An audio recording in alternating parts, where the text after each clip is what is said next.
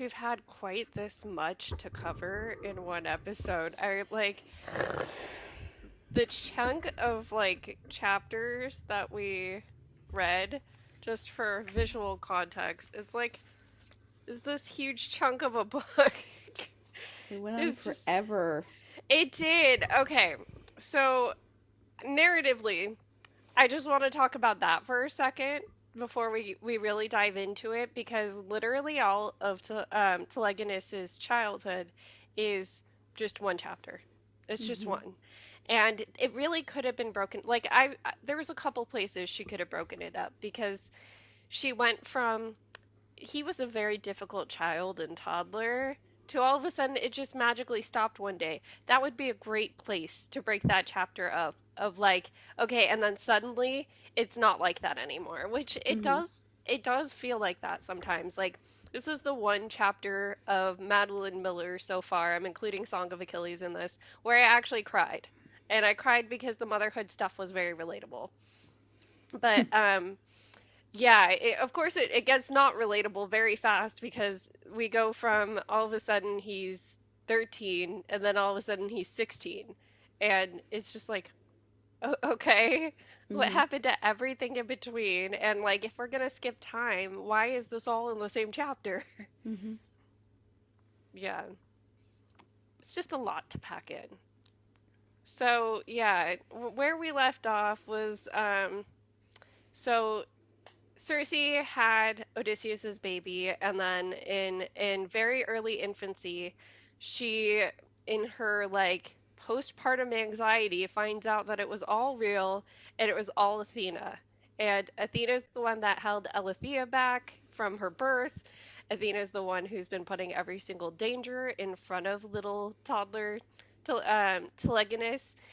Telegonus. I just don't know how to say it, but like, because it's gonna start mashing up with Telemachus soon. Hmm. But yeah, and so where we left off, Circe had just challenged Athena and was like, "No, I'm keeping my baby. You're not gonna do anything to it. I'm going to raise it. Like, back off." And she so hold on. First she tries to like really think about what Athena was telling her because Athena had come and done all of this saying this child is fated to grow up to do something that's going to make both of us really sad and Hmm. so like we just need to stop it now. That never works. That never works. And I think Circe even knew that, despite the fact that, you know, like everything still goes back to that prophecy in the end and it still comes true. Um, but surely taking him away as a baby would not have fixed that problem. Probably not. Probably not, yeah. So she spends a little bit of time in the first chapter just musing to herself, what could this mean? You know, like what is the prophecy all about? But has to quickly move on because she's the mother of a toddler at this point. And so one thing that I picked up like almost immediately at the beginning of this chapter too was she says, I had boasted that Athena did not know what I could do, but the truth was I didn't know either. And I stopped there for a second because I'm like, I feel like there's double meaning here. I feel like this is both like because the I didn't know what I could do. She jumps into like I don't know how to defend my baby against Athena. Athena is Hmm. an Olympian goddess, but also Circe still doesn't know the full depth of her powers, despite the fact that she's centuries old at this point. So I Hmm. was like, I feel like they're kind of giving us that double meaning in that sentence of like she's gonna do something that she doesn't realize she has the power to do eventually. Um, let's see. So, of course, some of the motherhood things that like just stuck with me. So, William was very small when he was born, and so I was basically told you're going to keep this kid strapped to you because he's not going to be able to regulate his own temperature. And so Circe similarly has Telegonus on in like a sling all the time while she's working. Um, he is like a very temperamental child. He's always crying, always unhappy, which I think we got a little bit of that last week too. So keeping him to her is one of the main ways that she also tries to keep him soothed. Um, let's see. So she says that she thought of calling on help, and part of me was like, how are we still not accepting that your family's not going to help you, girly? Because while she's like musing over the Athena stuff, she says, I thought of calling on my grandmother, the sea nymphs, my father, throwing myself at their feet, but even if they were disposed to help me, they would not dare stand against Athena in her wrath. Which, Mm-mm. like, yeah, they wouldn't, but they also wouldn't stand for you no matter who it is. Probably not. Yeah. Um, so she starts thinking to herself, like, if only there's a way that I can protect him. I need some sort of token of the dead. And Gurley just seemed to forget that when she sent Odysseus into the underworld, that she had told him, fill this phial with a blood or with some of the blood from the sacrifice that these shades are going to drink from. She just completely forgot about it, even though she was scared of it when she asked for it, and she knew it was taboo to have. you know, Going through her cabinets every day, I can't help but wonder how that wasn't just like staring at her of like that horrible awful thing is still in there. Mm. So the fact that like I remembered it before like she did, and I know for us it's been a few pages, for her it's been like a year or so at this point, but it's just like I it seems like really silly that she forgot about it. Well, I think that's kind of the point. Yeah. Like this whole part, like her, like the her saying like the baby is like all like emotional or anxious or whatever, and I'm like, it's coming from you, ma'am. Like it's your child. You're terrified. Do you think your child isn't going to be affected by you running around like a crazy person?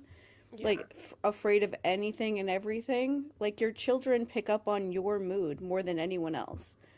Like Mhm. that baby was just a reflection of her and Yeah. just like the chaos of everything that she was doing right now. And so, yeah, she would forget about something like that because she's not thinking. Like That this is true. entire section, I just kept thinking, like, do you even have to do any of this? Yeah. Like, you're so sure that you're being attacked right now that you're running around, like, doing all of this stuff. Do you even have to do this? Like, you don't even know. She has no idea if she's just assuming that Athena's going to attack her again. If she was going to attack you, she would have done it when she was there. Hmm. Like, gods don't really do that kind of stuff usually. Once they leave, they're usually gone for a while.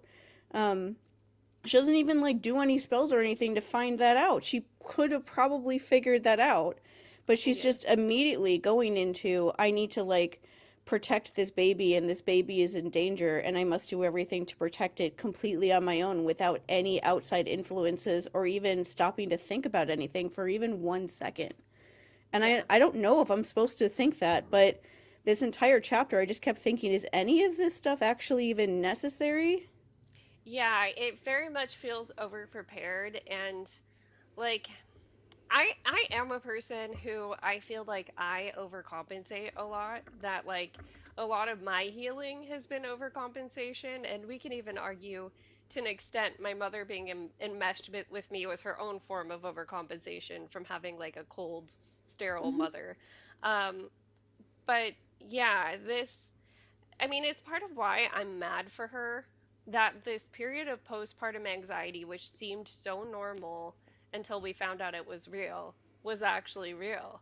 Because she never got that moment of, like, everything's fine, my baby's okay. Like, at some point you switch from this little fragile potato thing that I have to take care of to, like, I literally have to stop this thing from killing itself, of like and then you realize how indestructible like toddlers are in a way. The joke that a classics professor actually told me while I was pregnant was at some point you realize your toddlers can practically bounce like if you drop them Mhm. because they're just that like hardy. They're meant to take on damage in a way because they're so clumsy and they're still learning the world. Everything's going to be fine. And Mhm. having people to reassure you of that helps, but also having those moments where you see it yourself. You see like, oh, my child fell. They're not dying. They're literally just a little bit sad. We're good. We're okay. Mhm. And she never got that. Yeah. So when she remembers that she has this piece of the underworld, she wants to use it for a spell. And so she decides the spell that she creates is going to be a twofold thing, which this goes back to that line of, I didn't know what I could do, because we've never seen her cast anything of this size before. So what she does is she takes the blood that's from that sacrifice and she distills it in a way that to her removes any touch of the dead people that drank from it. And then she decides that this spell is going to, one, if Athena came, she'd be forced to turn aside like a shark meeting fresh water, meaning like she just can't go to the island anymore. And then the second part of it is if she ever did break through first part of the spell, the island would rise up in his defense, the beasts and the birds and the branches and the rocks, the roots and the earth. Then he would we would make our stand together. So she both stops Athena from coming, and then she enchants the island so that it literally wants to protect Telegonus. Mhm. So this spell that she ends up making, even though it is like the biggest spell to date we see Circe making, it's also one that apparently she knows isn't gonna last, and I don't know how she knows this, but she's all of a sudden like, I'm gonna have to keep recasting this every single month, like Mhm. while he's here. Mhm. Um, it says, I would have to carry them with me, brace them up with my will, and renew them every month. 3 days is how long it actually takes to make this spell. So she has to gather all of the stuff, and then she has to mix it, and then she has to like concentrate it and distill it out. All of that with the toddler. And so she's giving herself all of this work to do, which, like you said, we don't even know that she has to keep preventing Athena from at this point. Mhm. Um, let's see. But the thing is that she did feel better after doing this. Like that's the other part where I'm like, I don't love how this is paying off for her. Like this the whole motherhood stuff, because like your anxiety shouldn't be soothed by something like that. I don't know. It doesn't feel right that it is.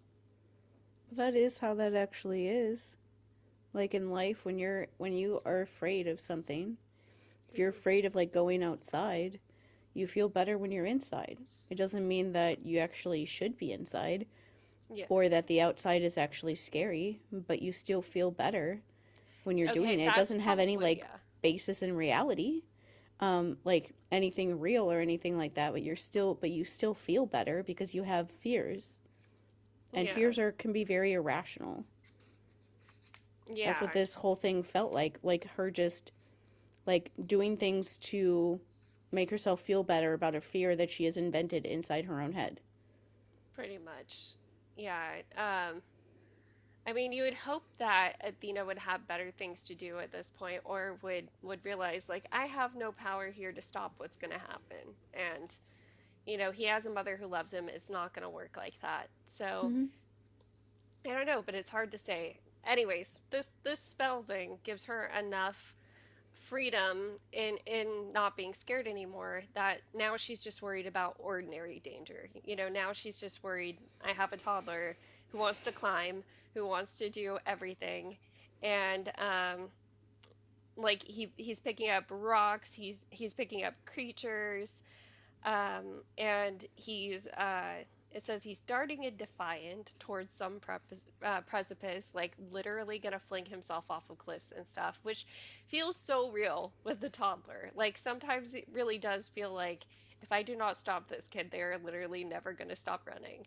Um, and like this is the part where it did feel very real for me. This is the stuff where I was like, I feel this because William was a very, very active and very sensitive toddler. And so he, I wouldn't say he was a late talker. William was always on the late end of normal. So he was in the normal window. He was just always, like towards the end of the window. Mhm. And with talking especially, it felt so long before we could connect with like what the thoughts were in his head. Um, but he was a climber and he's always been silly. He's always been adventurous. And it was just like there were a few years there where it was very, very rough. I would say pretty much everything from like 2 to 5 was just miserable and how do I get through this? And that's kind of what this part feels like because like her unruly toddler really only gets calmed when she goes out to the sea with him. And like there were definitely those moments where it's like this whole day has been desperate, we've wrecked the entire house just trying to keep you entertained, and then the only thing that works to put you to sleep is if we snuggle you in a huge blanket outside. Like, and it's like, why can't you be like this all the time? Which I think she even says to him at one point, like, why can't you be like this all the time? Because there are moments of toddlerhood where you feel like that. You're like, oh my gosh, why can't you be this peaceful all the time?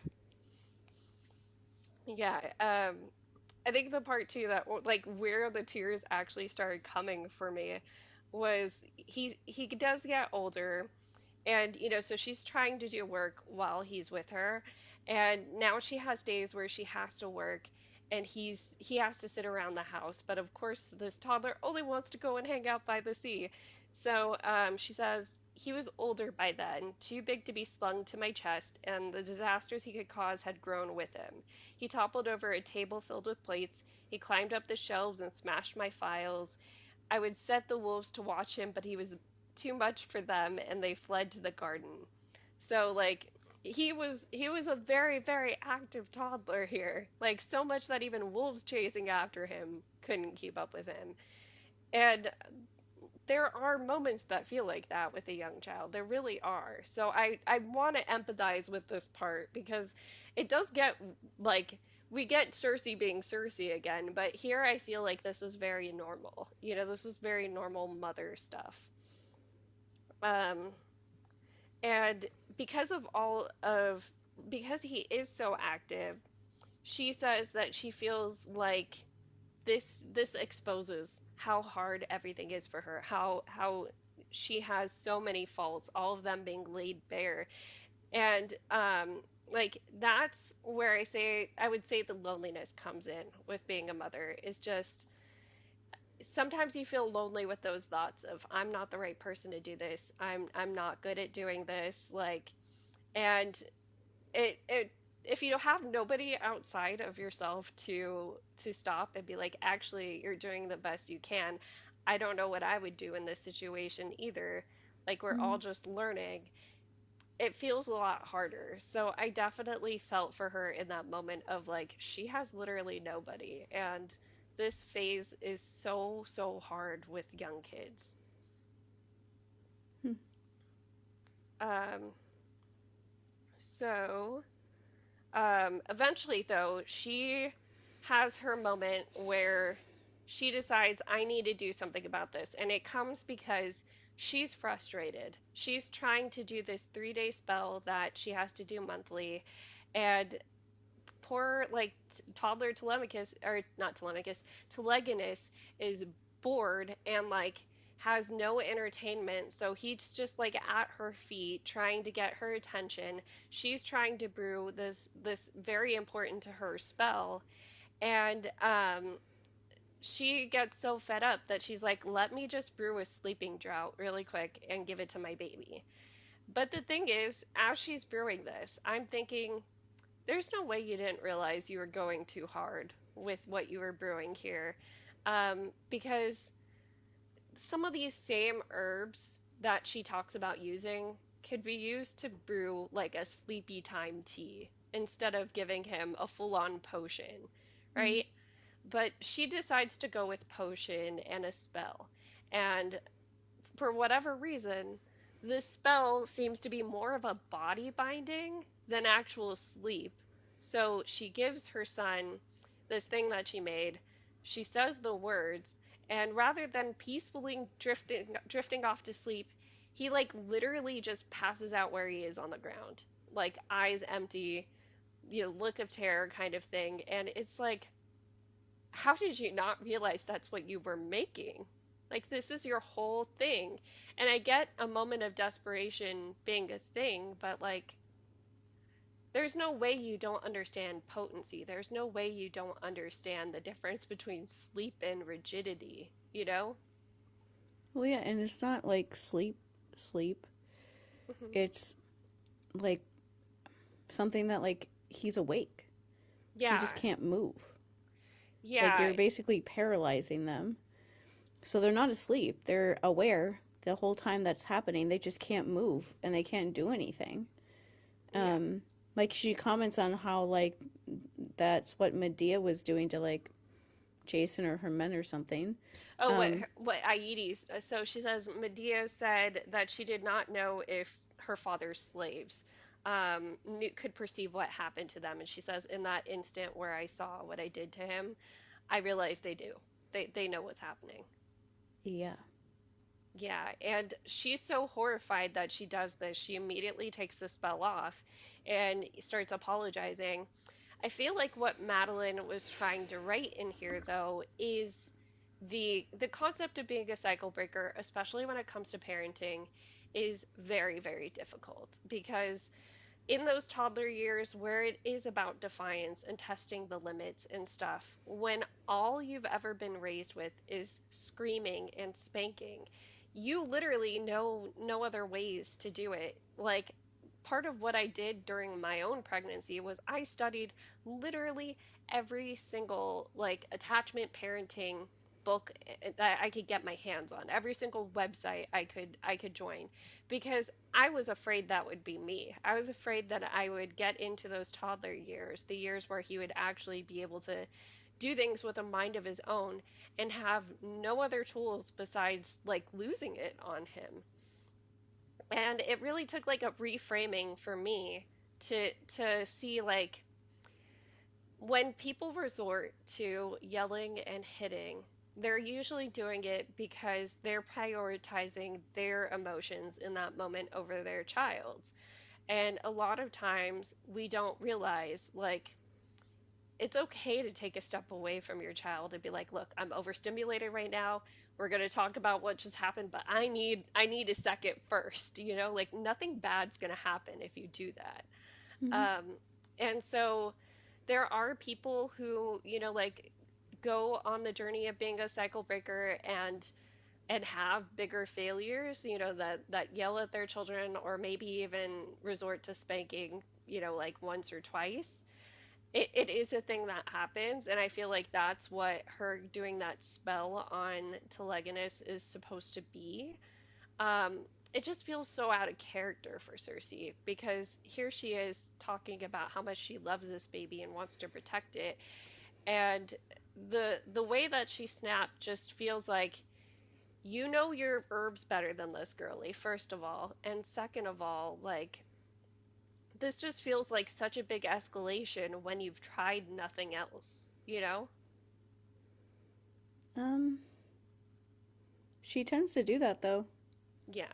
Like she went from like thinking Glaucus was a nice person to turning him into a god because she convinced herself that he was like her soulmate or something. Hmm. Um, and then went from Scylla is talking about, you know, being involved with him to she's a demon that needs to be stopped forever. So she does tend to have like big like she met Daedalus for like 2 days and still like many generations later brings him up as like some great love of her life when they barely even knew each other. Hmm. So she does tend to make like very like, you know, kind of like irrational like big like decisions, I guess, when she like like decides that she's done with something. Yeah. Just has does like a big like risky sort of thing like that when she knows better but just isn't like thinking. Um, so it's not completely out of the realm of possibility for her to do stuff like that. Um, I just, this whole part especially, I was just like, why did you want him so badly? Like, what was the what was the point of writing this? Like, I this entire part, I was just like, why are we wasting so much time? Like, so much time of this book is being talked about like I must save my baby. I don't care. I don't want to learn about Circe as a parent. I don't want to read about her as a parent. And that's all this whole part is. It's not about Mhm. her anymore. It's about her as a mom. I don't want to read about her as a mom. I want to read about her. Like, I don't care. I don't care about any of this stuff really. Like, I don't want to read this. And this entire part was just like, why is this happening? Why is this taking up like a third at least of this entire book is about fucking Odysseus? Like, why is this? Why is this so important that she is like drugging her child and like leaving him in a room alone where he's like hitting his head on the wall and hurting himself where he's bleeding before that even happens? And Yeah. like, why is she like cutting herself off from the rest of society and is convincing herself that that's a good way to parent her child? Like, why is any of this happening? Why? Like, even when we get to like the end, there's nothing. I'm just like, she's insufferable to me, these all of these chapters. And I just have to deal with it. And I'm like, I don't understand why any of this was necessary. I just don't get it. Like, why was it, like, why? I Because Madeline Miller had babies? Like, because well, she had children of her own, and so she went off and decided to put in a bunch of stuff about Circe suddenly having a baby and struggling with like motherhood. I don't mean to say it doesn't matter, but I'm just like, I thought that this wouldn't be this sort of book. yeah. Um, and it is, and I feel betrayed by it because I'm like, I didn't think that you were gonna do this. I thought I that this think that book was gonna be about Circe. yeah, the motherhood stuff is a little unexpected because it's not the part that people tend to talk about when they talk about this book. And Um, like the People, thing with this chapter is that the further it goes on, she's just a fucking bitch to her son. yeah, we'll get there. And It's I'm just just like, why would you write her doing this if this is how she acts? yeah, that's where I lost sympathy for her. So I wanted to start out with the empathy for the motherhood stuff just because it is a womanhood experience. Like that part is true. It's an experience that a lot of women have of like dealing with the struggles of motherhood and especially motherhood of very young children. It's a very lonely and hard time. And so I do get including that in a book about womanhood, but where it ends up is also just like, okay, but why did we go here? That's how I feel about it. Is more Mm-hmm. just like, you know, I have trouble seeing what the purpose of this like her telling of Circe is just yet because I don't feel like Circe has any direction herself, which like plenty of us don't, right? Plenty of us don't have direction in our own lives. But it feels like she's always been just existing and dealing with her existence. It doesn't feel like she has some greater like this is why I exist. You know, like every once in a while the witchcraft stuff, sure. But it also doesn't feel like her owning it, you know, of like I am this powerful witch. I can call upon these crazy powers. I am great at transformation. We do see her a couple times in these chapters talk about how she has a lot of endurance as a person. And like if that's what we're supposed to be talking about, let's talk about it. But it just feels like it's overshadowed by like this back and forth of like empathizing with her as a parent but also being incredibly frustrated with her Mm-hmm. um, because I mean we can't deny the reality here that she's alone of her own choice. She still had nymphs coming to her island. Like she had nymphs on her island when she found out she was pregnant, and she sent them away because she was scared of her pregnancy.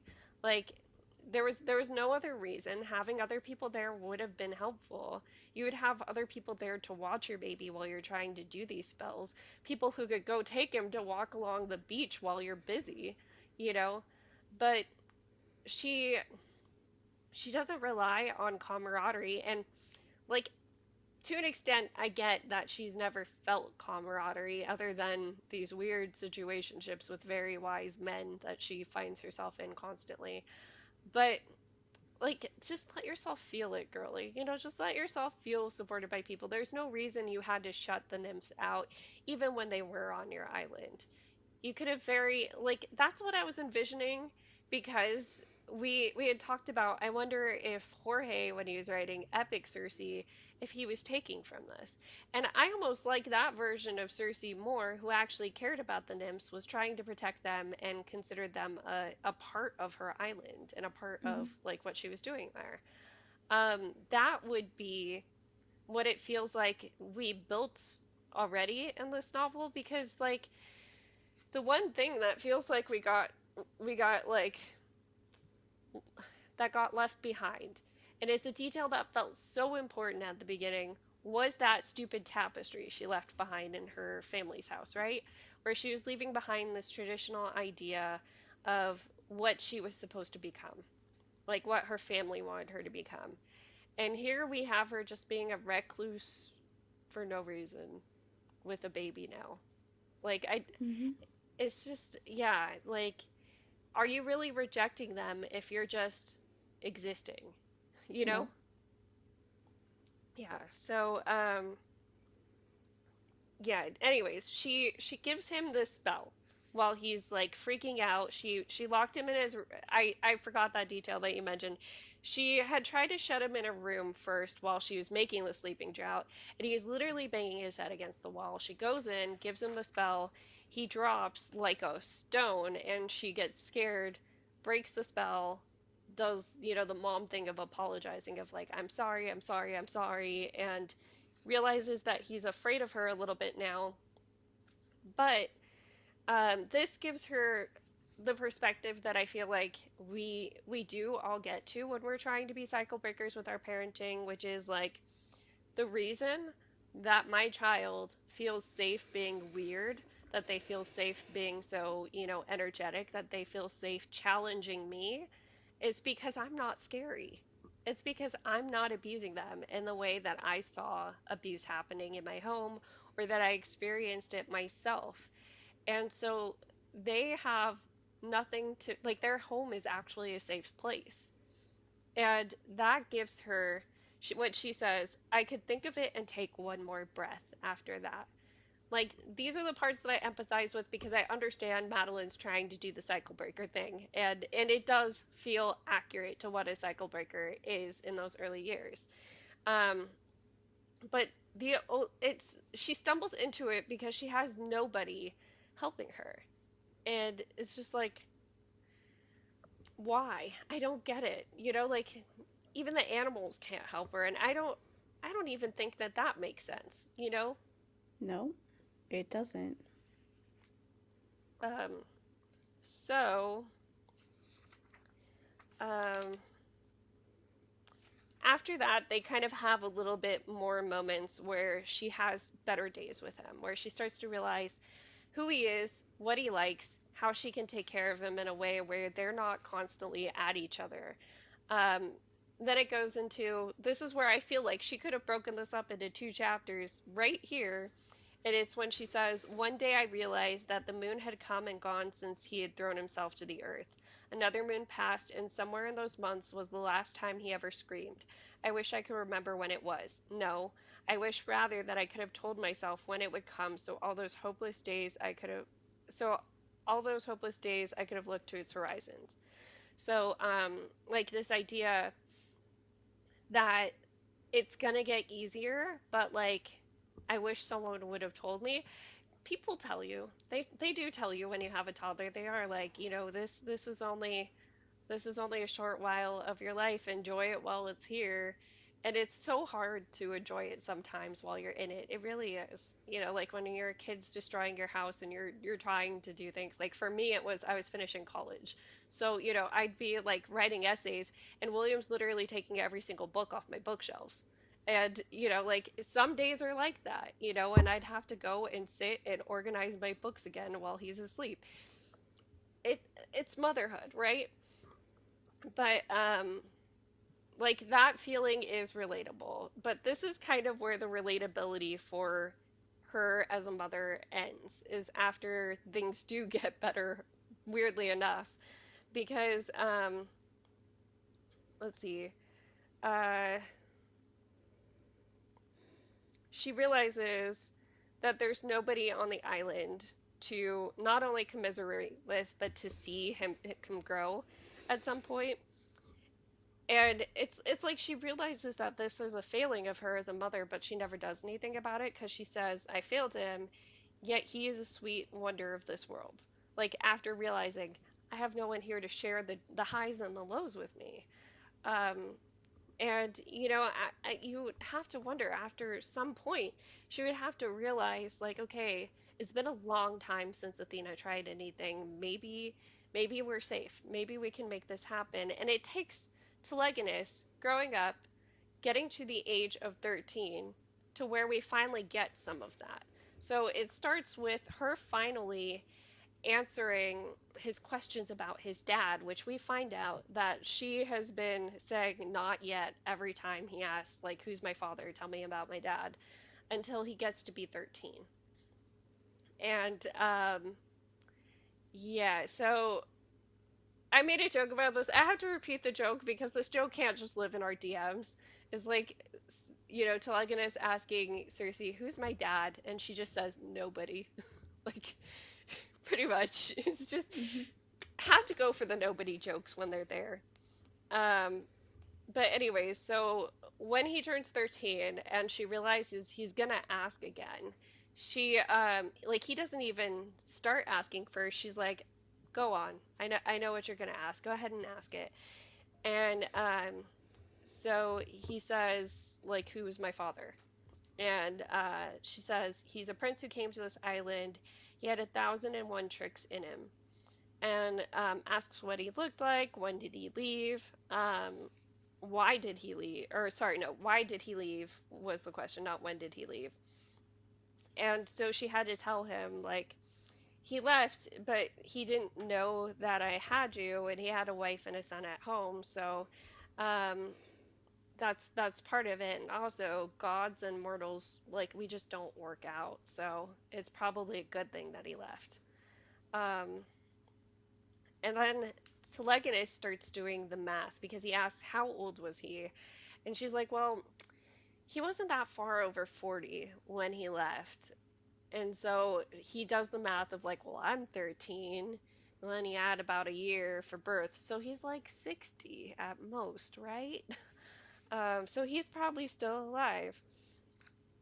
And so she thinks to herself, and she says, I believe he is still alive. He's very strong in spirit, I mean. And so she starts telling him, like, all of these stories that she has stored from when she had Odysseus at her house. But she finds herself cleaning them up. And I don't know that I necessarily agree with this choice, considering you waited 13 years. So, like, 13 years is an age where, like, I would probably tell some of the stories, like, in their full glory, so to speak. Um, Maybe not all of them, maybe not him killing spies that he promised he wouldn't and things like Hmm. that. But you could tell him about how he got past this, or how you told him how to get past the sirens. I guess that happened after her. You could tell him about the Cyclops story. You could tell him about the Trojan horse story. Like, you don't have to get into what he did once he was in Troy. But there's stories she could have told him that she wouldn't have had to change too much, in my opinion. And so she starts telling him this very cleaned up version. And then when she decides to, like, sneak in the real version here and there, he's like, wait, you changed the story. That's not my dad. That's not who my dad is. My dad Hmm. is this like great hero who wouldn't do stuff like that. And she has to go back. Oh, yeah, you're right. I'm telling you wrong. You're right. And lets him believe this like sanitized version of Odysseus. Um, this kind of stuff is why I don't think that she is like a cycle breaker. Not really. She just Hmm. went the other direction. She went from being in a house that was not, she didn't feel like safe there. People didn't really talk about anything. But now she's going the other direction where her kid like feels safe, but there's literally nobody else around. Hmm. He has to depend on her for quite literally everything. Hmm. She isolated him from the entire world and then is lying to him about just things that you shouldn't lie to him about at this point. Yeah. Um, and and then later on like uses that stuff against him and is just a fucking bitch to him later because of what she said. And so it's like you want your son to like you. Like you want your son to like your dad, his dad, because that's the person that you were with. And so it's just enmeshment in a completely different way. Like she wants her son to like never leave her and wants him to just be dependent on her and is to the point that like she's the source of everything. Like Yeah. there are other people and things probably that she could find that would help people like help him understand Odysseus, a spell even where he could like see him on his own without like her there so he could Hmm. decide for himself what he thought of his dad. But instead it's all through her and she doesn't want him to like question her decisions too much. And so she makes Odysseus like sound like this really great guy when he's not like that all the time. And it's just um it doesn't feel like great. Like Yeah. this kid doesn't like fear for his safety, I guess, but it's also because this is he doesn't have anybody else around. Like Yeah. what is he supposed to do? Like is he even allowed to get mad at her? If he gets mad at her, there's literally no one else to speak to. Hmm. So like how is he supposed to like really form an opinion of her when she's the only other human being that he interacts with for his entire lifespan? Yeah. Like how can he even judge her like in that way to even understand when he could be upset at her when there's nobody else to like compare her to? Hmm. Like that's like isolation isn't a good fun time. Like this whole chapter she's happy because she gets her son to herself, but it's like what about him? There's like this entire chapter is like there's no way he's actually happy. I was just Hmm. thinking like this is like actually really damaging to a kid's like developmental like just development Yeah. of like becoming their own person. And I can't ignore all of that stuff, especially because I was isolated in a weird way, but I was very isolated from my own family members who lived with me. And I still was though.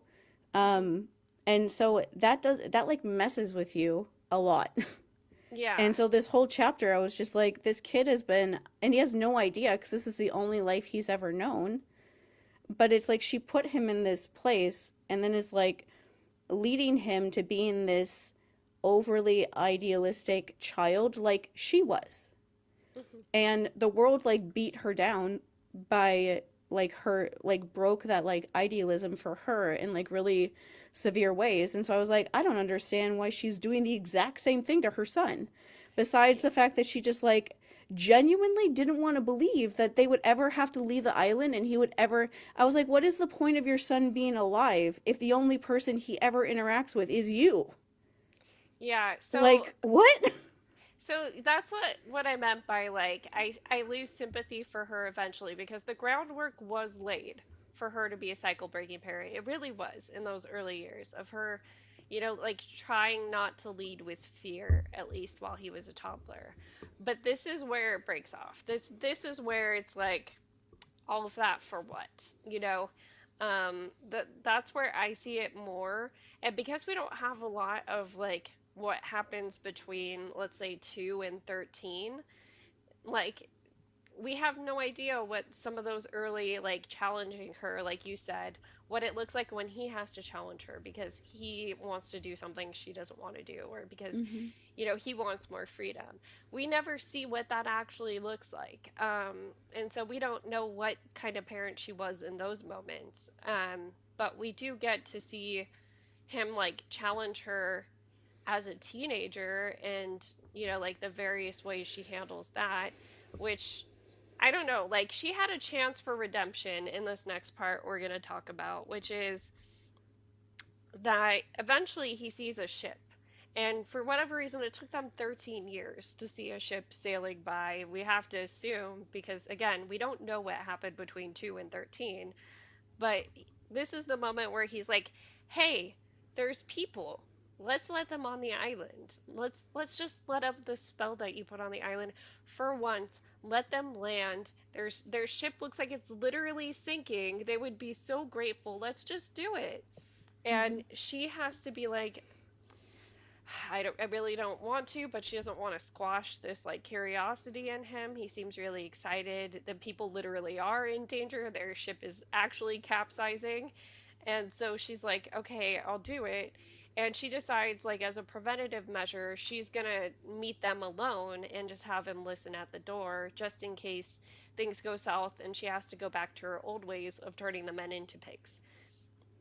And so, like, the thing is, how this whole part of this chapter goes gave me hope that she would get better with the isolation stuff, that she'd finally see, like, oh, we're okay. Like, we don't need to be doing this.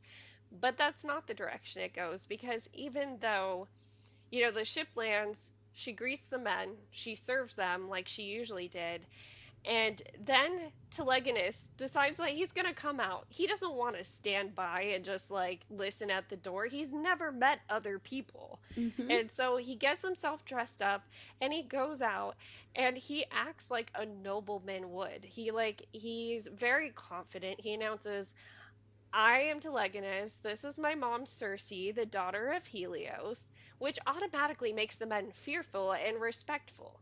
Like, um, I'm not saying that like she should have been telling everybody I'm the daughter of Helios necessarily to try to get their respect. Like, you shouldn't need that to respect a woman, okay? But the fact that he knows like this is our ticket to staying safe, like, and he just automatically does it, and he speaks with such command that these grown men want to listen to him.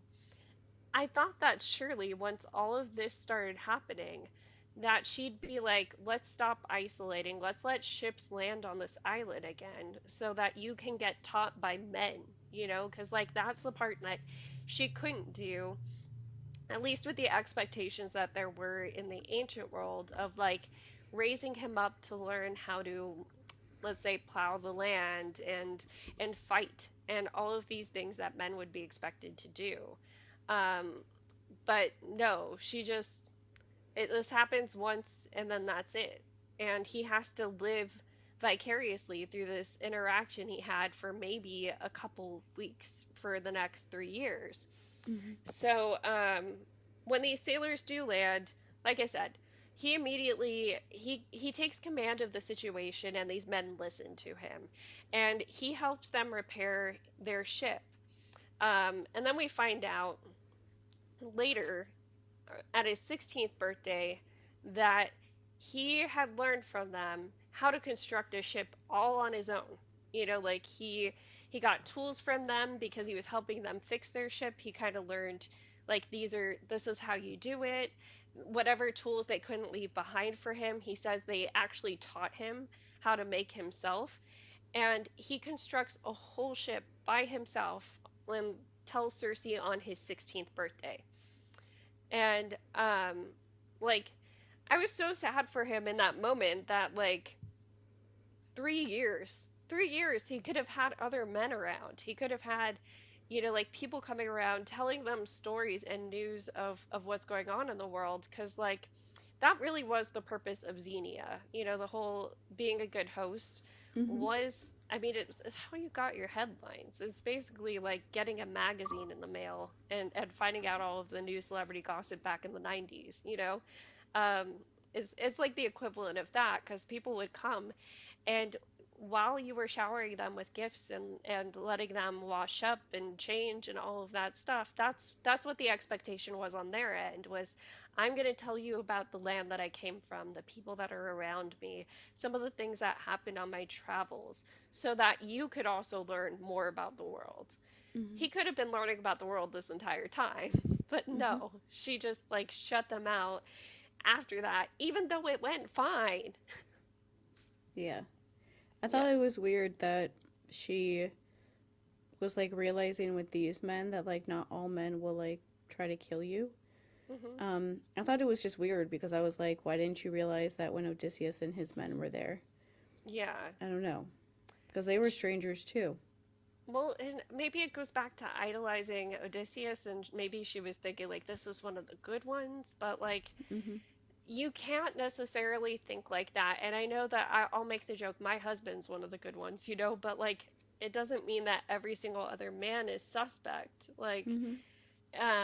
it just means that like I don't know, like yes, there's always going to be some seed of doubt that men could hurt you, but it doesn't need to be one you let turn into an entire tree, like a seed that you let go to a sapling. Yeah, I will say recently there was a really good video on TikTok that was done by a trans man Hmm. who said that it's turf propaganda that men are born just like evil and bad, and he's like that is things that like turfs have like convinced you is real, um Hmm. while they do this like very gendered like sort of violence at each other, at the different genders or the different ideas of gender. And he basically was saying like you need to like work through that and realize that like men are not inherently born bad. And it's like, yeah, and for somebody like me, that stuff is frustrating because it doesn't matter.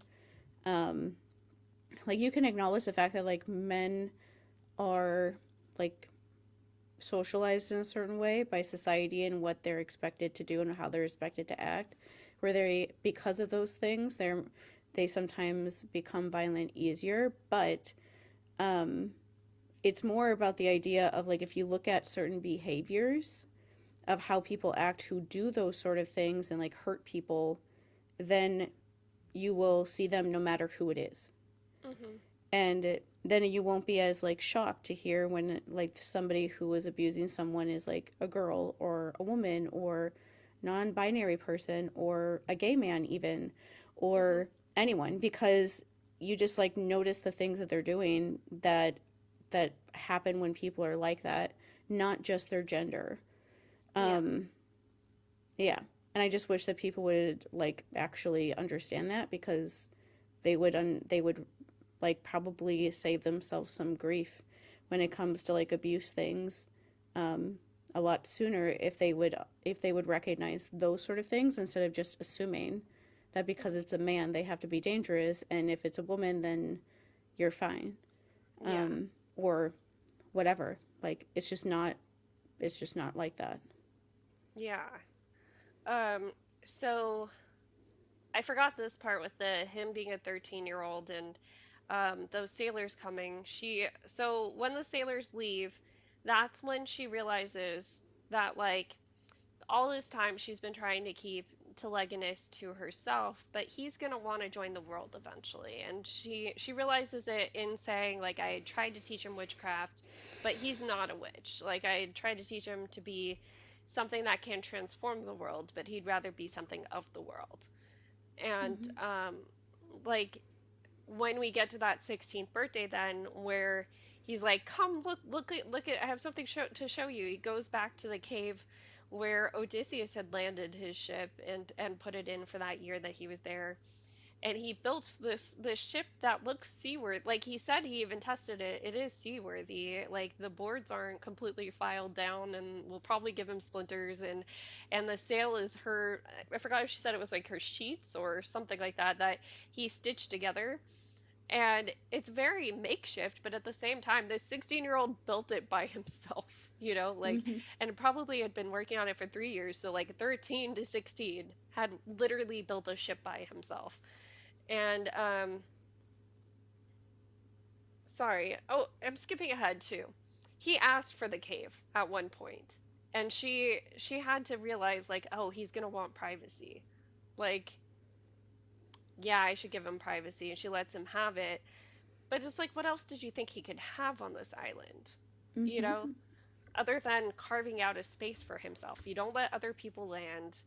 Yeah, there's animals, but like, I don't know. It's you're shoehorning him into potentially celibacy that he may not want. Um, Never making friends, never making human friends anyway. And it's just like you've seen how he is with people now. So like you're that's literally all he would ever have there is like, oh, I have my own little cave and maybe someday I build my own house there. Like that's all you Mm-hmm. want for him? Yeah. Yeah, so we find out in this cave he had built his ship, and he even mentions like, oh, and somebody's been stopping by to help me. He says you guys are old friends. And so Circe starts thinking to herself like, okay, none of the Olympians should be able to cross my spell because like, I mean, I used a piece of the underworld with that little phial of blood, but there is an Olympian who could go into the underworld, and it's Hermes. And like the old friends, I immediately was like, that's Hermes. That's gonna be Mm-hmm. Hermes. Hermes made an appearance, especially because this would he would technically be his like great wait is it great great grandfather? Yeah, Yeah, he because mentions it. yeah, because Hermes is Odysseus's great grandfather. Mm-hmm. So yeah, just one more generation out. Circe, like, I think that that's when Circe kind of like the red flag that wouldn't have been so blaring comes up, and I do get it. Like Hermes is an asshole. Okay, we don't like Hermes either, but that's when she's like, wait, he's no friend of mine, and he's saying he's gonna help you leave, and like, no, no, we're not doing this. And Telegonus drops on her like, well, he says he'll help me around the monsters, so you don't have to worry about that. If I leave today at noon, I'll make it to the next island before dark. Now, my brain went to, wow, that's like super soon. You're going to tell your mom about the ship and leave the same day? And I do get he's been waiting a very, very long time to leave. But there is part of me that's like, you could have tried a little bit more gently, child. I know you're a 16-year-old, but um and this is where I guess her not writing everything that happens, like with them challenging each other, doesn't pay off because this is literally, it seems like the first time they've had to decide. And that's not how it works. You're having fights over you can't do the thing you want to do with your child pretty much from when they're a toddler. Oh, did I lose? But yeah, like because we never saw him challenge her safely before this, the very first challenge is this like, I want to leave immediately today, and her having to deal with that. Yeah, I don't think there's anything. I don't think that it was a bad idea for him to tell her the way that he did, because if he would have told her in advance for any longer, she would have pulled out like literally anything and everything to try to get him to stay. Literally anything and everything to try to get him to stay and not to leave. Like, she hasn't let him leave ever. And so it's one of Yeah, those things of like telling her in advance wouldn't make it any easier for him to leave. that's true. And like, I genuinely don't know why it never occurred to her that he would want to leave. Like, she even Hmm. acknowledges it when he's 13 and the sailor people leave, that he wants to be a part of the world. And so like, why wasn't there a part of you that was like half expecting him one day to like finally decide to do this? Like, I think she just like avoided it and just didn't want to think about it because she just didn't want it to happen. Yeah. And but like it's just like there's only so much. He's 16. Like how much longer are you going to trap him on this island where he can't talk to anyone or do anything or have like a life? At Hmm. some point he has to leave, and if she's doing all this stuff to like keep literally everyone away from him, then the only way that it's ever going to work is if you literally like force her by Hmm. giving her basically no choice. Like when Yeah. somebody is like that, you can't like tell them because they're not going to let you leave. You just have to be like, this is the thing I'm leaving on. I'm leaving at this time on this day, and you can't stop me. Otherwise, she would find a way to stop him somehow. Yeah, that is true. It's just, it feels so like I do get her shock of it being so sudden, of just like, I didn't even know you had a ship and now you're gonna take off today at noon. Like, I do get that. Um, but, and also, because she sheltered him, because she's let him go with this very idealized version of the world, one of the things he says, I like, I know where he's coming from. I do. Like, I remember being 16, but it's like, he tells her, you do not have to worry. I'll be safe. Hermes is my ancestor through my father. He tells me he would not betray me, mother. Do you hear? The thing is, of all gods, like Hermes probably would. Part of me was just like, oh, he doesn't know. He doesn't know that Hermes is a trickster too. Like, um, Hermes is one, but I didn't think that he would trick him because not in this instance. he is related to him, and just because he wants to see what will happen. Like he wants this kid to like get to Ithaca to see how this finally happens. They've been delaying this for 16 years or whatever now. And so Hmm. I think he just like wanted to see what would finally happen if they did like interact. And so I don't think he would necessarily, I think he would have like actually like protected him to make sure he stayed safe enough to actually get there. Just so like protected him to make sure he stayed safe enough to actually get there. Just Hmm. so this like confrontation that's been building up since he was like a newborn baby would finally just like happen and be done with it, because I think that's the stuff that Hermes likes to see is that kind of stuff. And he doesn't have to like create like drama or whatever by like backstabbing people or like lying or whatever to see like what they do when the entire interaction in the first place is going to be that anyway. Like Yeah, that is true. And part of me also thinks like maybe he wanted to fuck with Athena then. Maybe he's yeah, just like, that's what I let mean me by stick like it to my sister. yeah, that's in the original story of him telling Odysseus about how to make her stuff like not work, that was to see like what Circe would do if she was like challenged. He likes doing things like that that Hmm. challenges the other person, but like this kid showing up in Ithaca challenges everyone, Yes. including like Athena and all the other gods that are all watching this to see what happens. And so he doesn't have to like do anything. Just him getting there is like, but either way, like, I don't know. Even if he was, I was just like, I'm on Hermes' side because he's actually giving this kid a path to like actually have a life beyond That is being true. like a prisoner without even realizing that he is. Yeah. So we also find out Hermes has been teaching him a little spear work so that he can protect himself. And she sees like also the stinky little stick that he's been using as a spear that has a knife tied to the edge. Um, So he says, not that I will have to use it, it's just a few days to Ithaca, and then I'll be safe with my father. And this is where she has to burst the bubble that she created of like idealism, where she's like, do you really think your father's just gonna welcome you home? First of all, you're a bastard child. And second of all, you coming there immediately challenges Telemachus, who is the rightful heir of the kingdom. And he's like, well, I'll tell my brother I don't want the kingdom. Like, I just want to meet my family. Which, like, in a reasonable circumstance would work, right? It's not what he ends up finding on Ithaca, which we'll get to. But, like, theoretically, what he knows of these people, it sounds sound. Like, I don't necessarily blame him for having this idea that I could go in and just explain and they'll listen to me, right?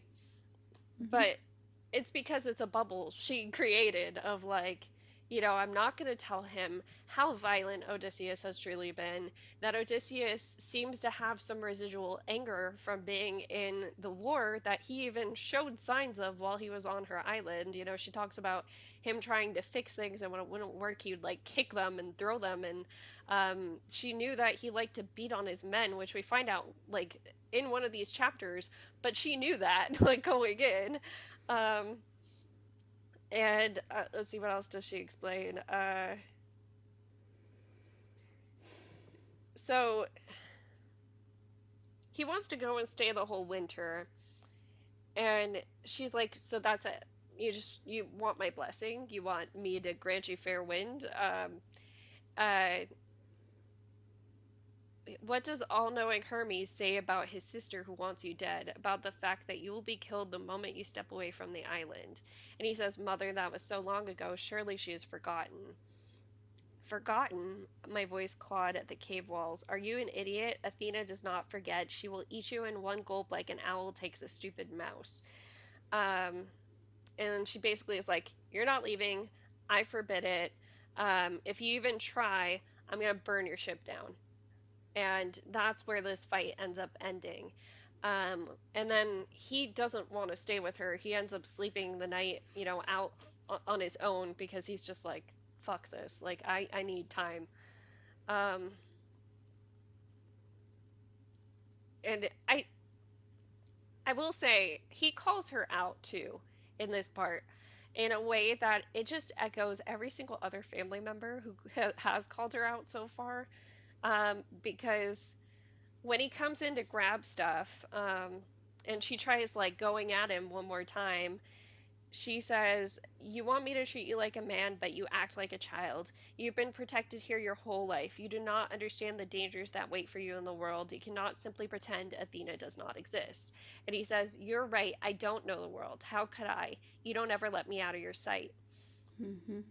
Um, she reminds him, Athena wants you dead. And he says, You've told me 100 times, yet she has not tried since, has she? I'm alive, aren't I? Um, and this argument goes on until he's like, Have you tried speaking with Athena, seeing if she still feels that way? Which I don't know how much access she has to talk to other gods because she just hasn't.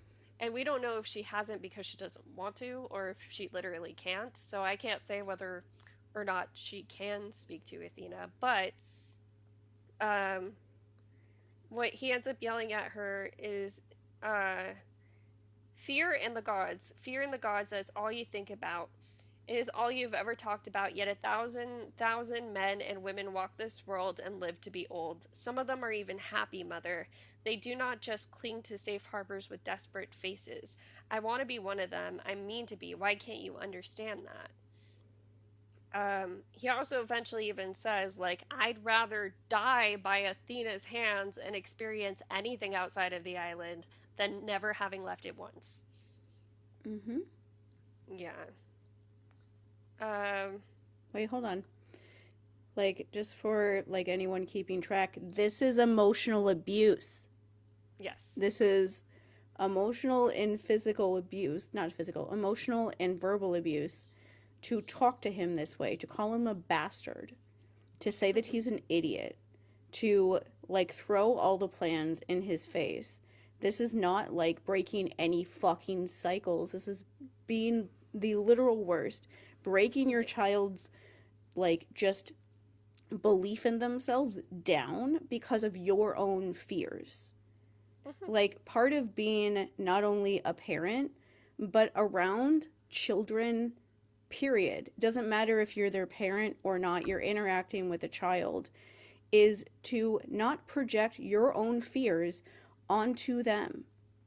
Let Yeah. them live their life. If you are afraid of what's going to happen to them because of what they're doing, that's understandable. But you don't make them make life decisions because of you, because then they're not living their life, they're living your life.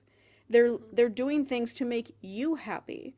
They're not doing things to make them happy. Like my niece one day might want to do things that will make me scared. Likely she will. Like Hmm. she likes she's like somebody who likes like driving fast and stuff like that. And so she go like when we go to like the playground, she likes going down the slide. She's 2, and she likes Hmm. going down the slides that are like way bigger than what someone her age are supposed to go down. She loves it. It's exciting. She likes that kind of stuff. So she's probably going to do things like that when she's older. I'm Hmm. going to be afraid for her, but I'm not going to like stop her from Yeah. living her life and doing things that she enjoys just because I am afraid for her. Like, just because I had a horrifying childhood and do not trust people does not mean that I want my niece to feel anything like that. I don't Yeah. want her to feel like that. I actively make a point not to ever make her think like that, because that's what you're supposed to do when you're around kids, including teenagers. When teenagers come to you and they're excited about something, you don't just like break their entire sense of self down and tell something. You don't just like break their entire sense of self down and tell them how stupid they are that they could ever get excited about something.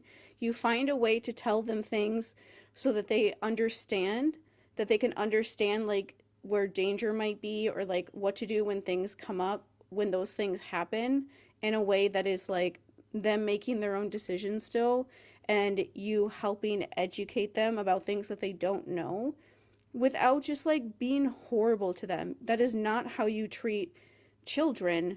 Like, I see people on the internet do this kind of thing a lot about like abuse things. Most videos about grooming is literally someone just yelling, calling somebody stupid for grooming. I was like, you might as well just like fling yourself off the internet, because that would like actually save you time. You're guaranteed that that child is going to get groomed now because of how horrible you're talking to them.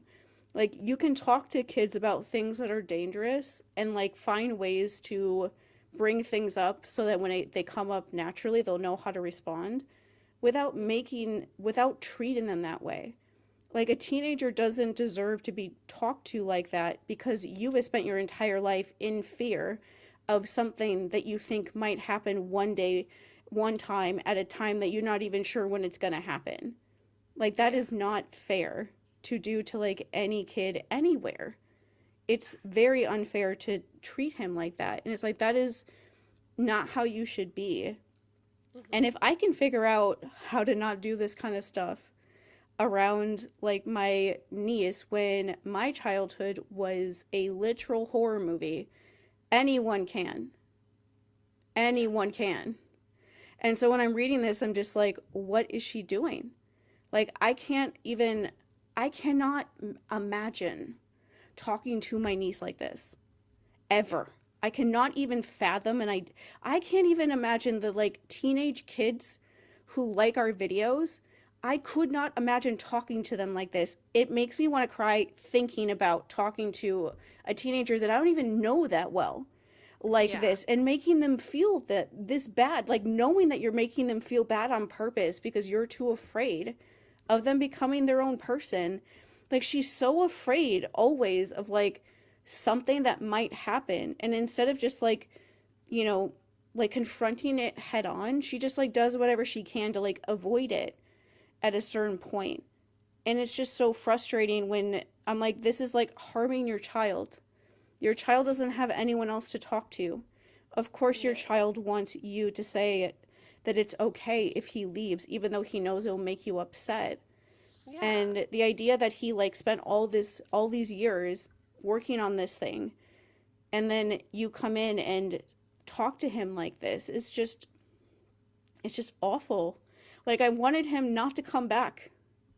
Like, when Yeah. he leaves, I was like, I hope he doesn't come back, because I just want him to get away from her at this point so that he can be around people that aren't like, imagine the like, I don't have to imagine, but like imagine the like, for if you haven't done this or like lived like this, imagine what like a mind like fuck it would be for your parent to be constantly reminding you all the time how in danger you are from some mysterious force that you can't see and you can't touch and you can't, and you don't know when it's going to happen, but they're convinced that this thing is out there and is going to hurt you and kill you all the time.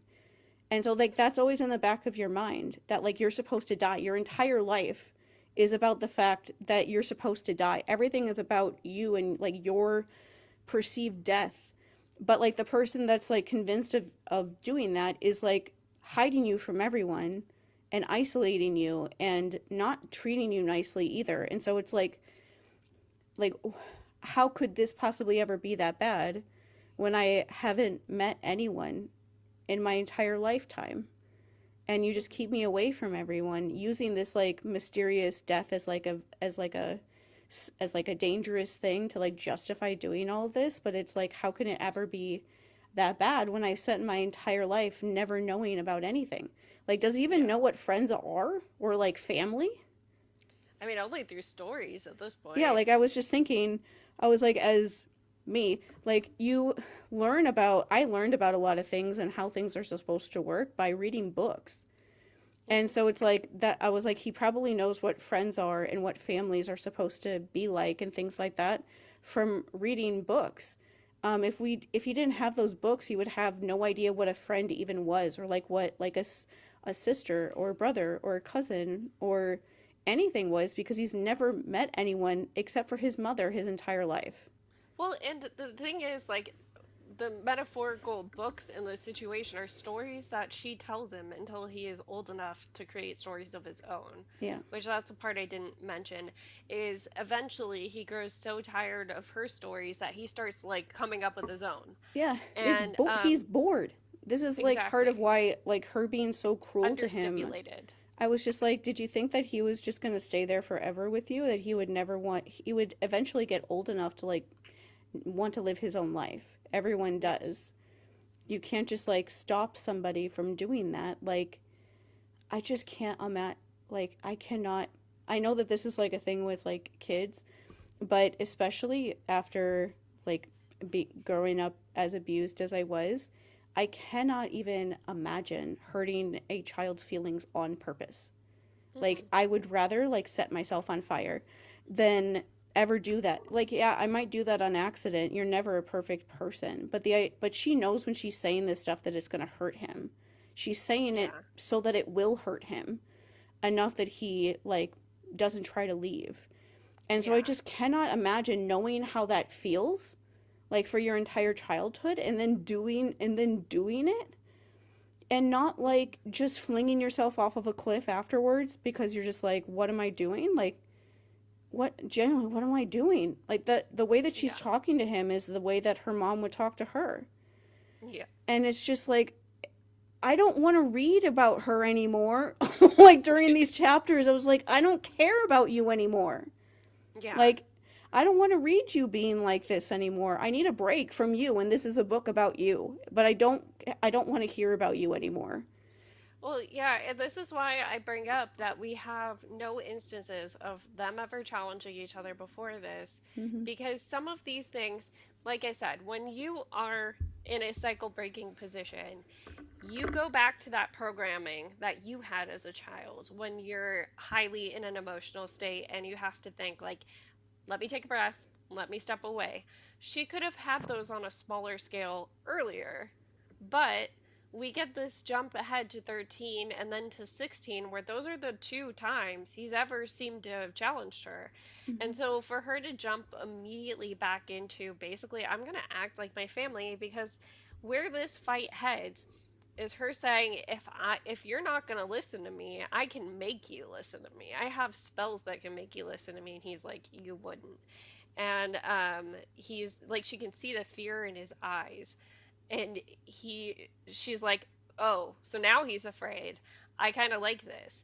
And that's where I was like okay, it does not feel like that when you have those moments where you snap because I will say I've never hit my child but I have yelled.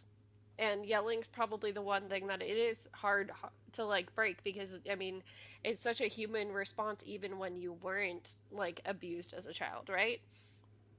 But when I have those moments where I feel like I'm too harsh on William, it's more like that instance when she accidentally drugged him, where she was like, I'm sorry, I'm sorry, I'm sorry, and felt guilt Yeah. over it for days and days and days.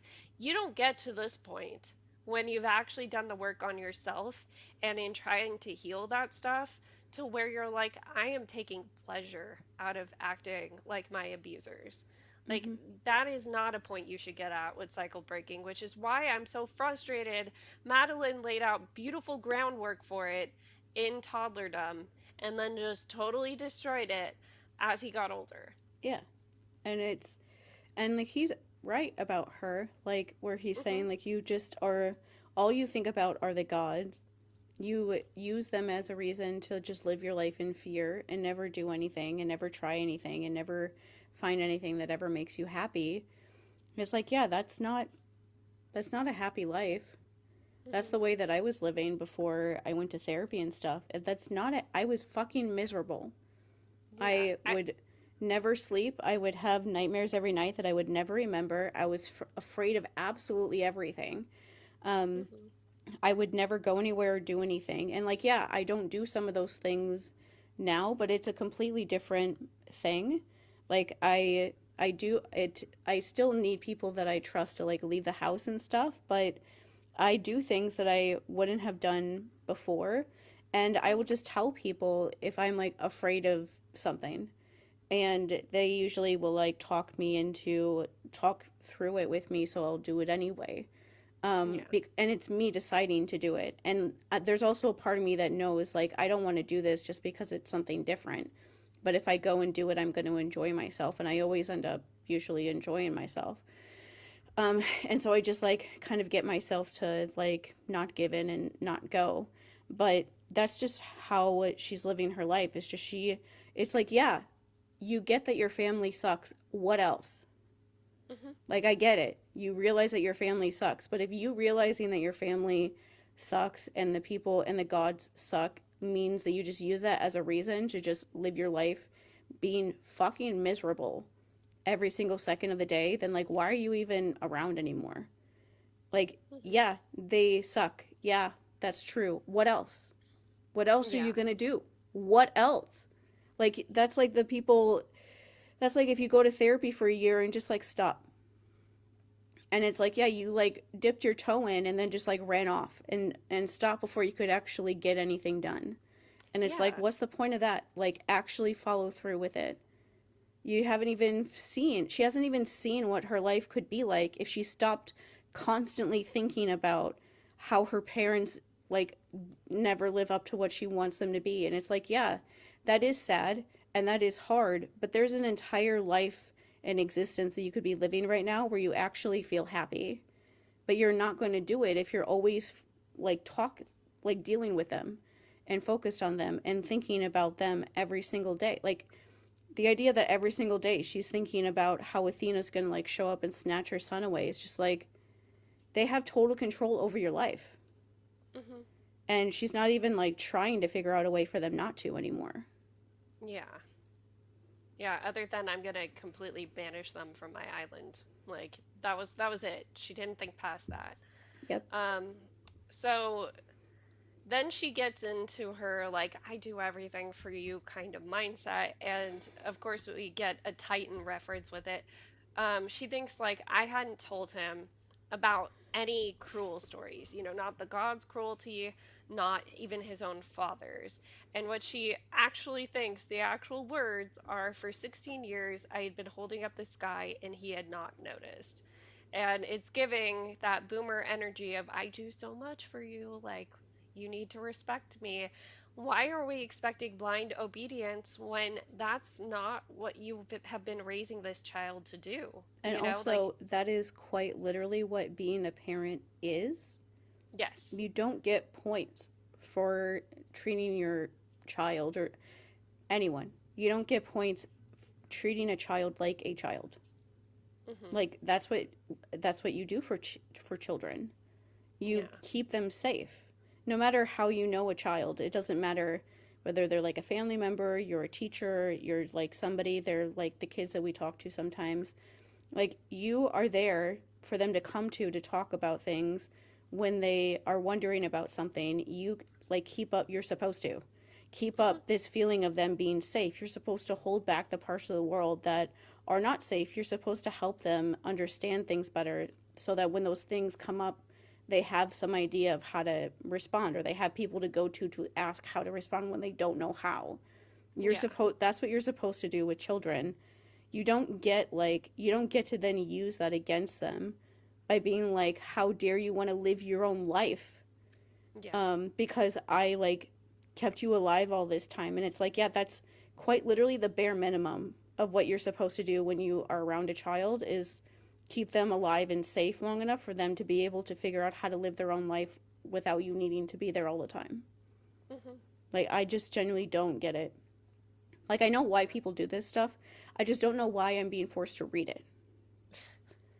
Yeah, I just don't love that, like I said, I feel like there was such good groundwork laid for her to be a good mom, and then it just all got destroyed within the same chapter. And I Within said the it same before that, chapter. like, Madeline Miller, I don't know how to think about her doing a Persephone book anymore, because Madeline Miller very, very extremely obviously really likes writing books where her main character is unlikable. Because she did the same thing with Achilles.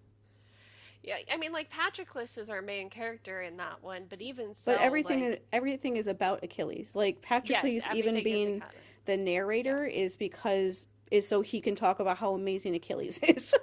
pretty much, yeah. So it's, yeah, she writes these really unlikable versions of these people. Like, why is this Circe not a badass yet? She's been on her own for this long. I She don't know. literally, like, her cutting herself open to have this baby could have been a badass moment, even Hmm. necessarily. Like, I did this all on my own. I'm gonna protect this baby all on my own, right?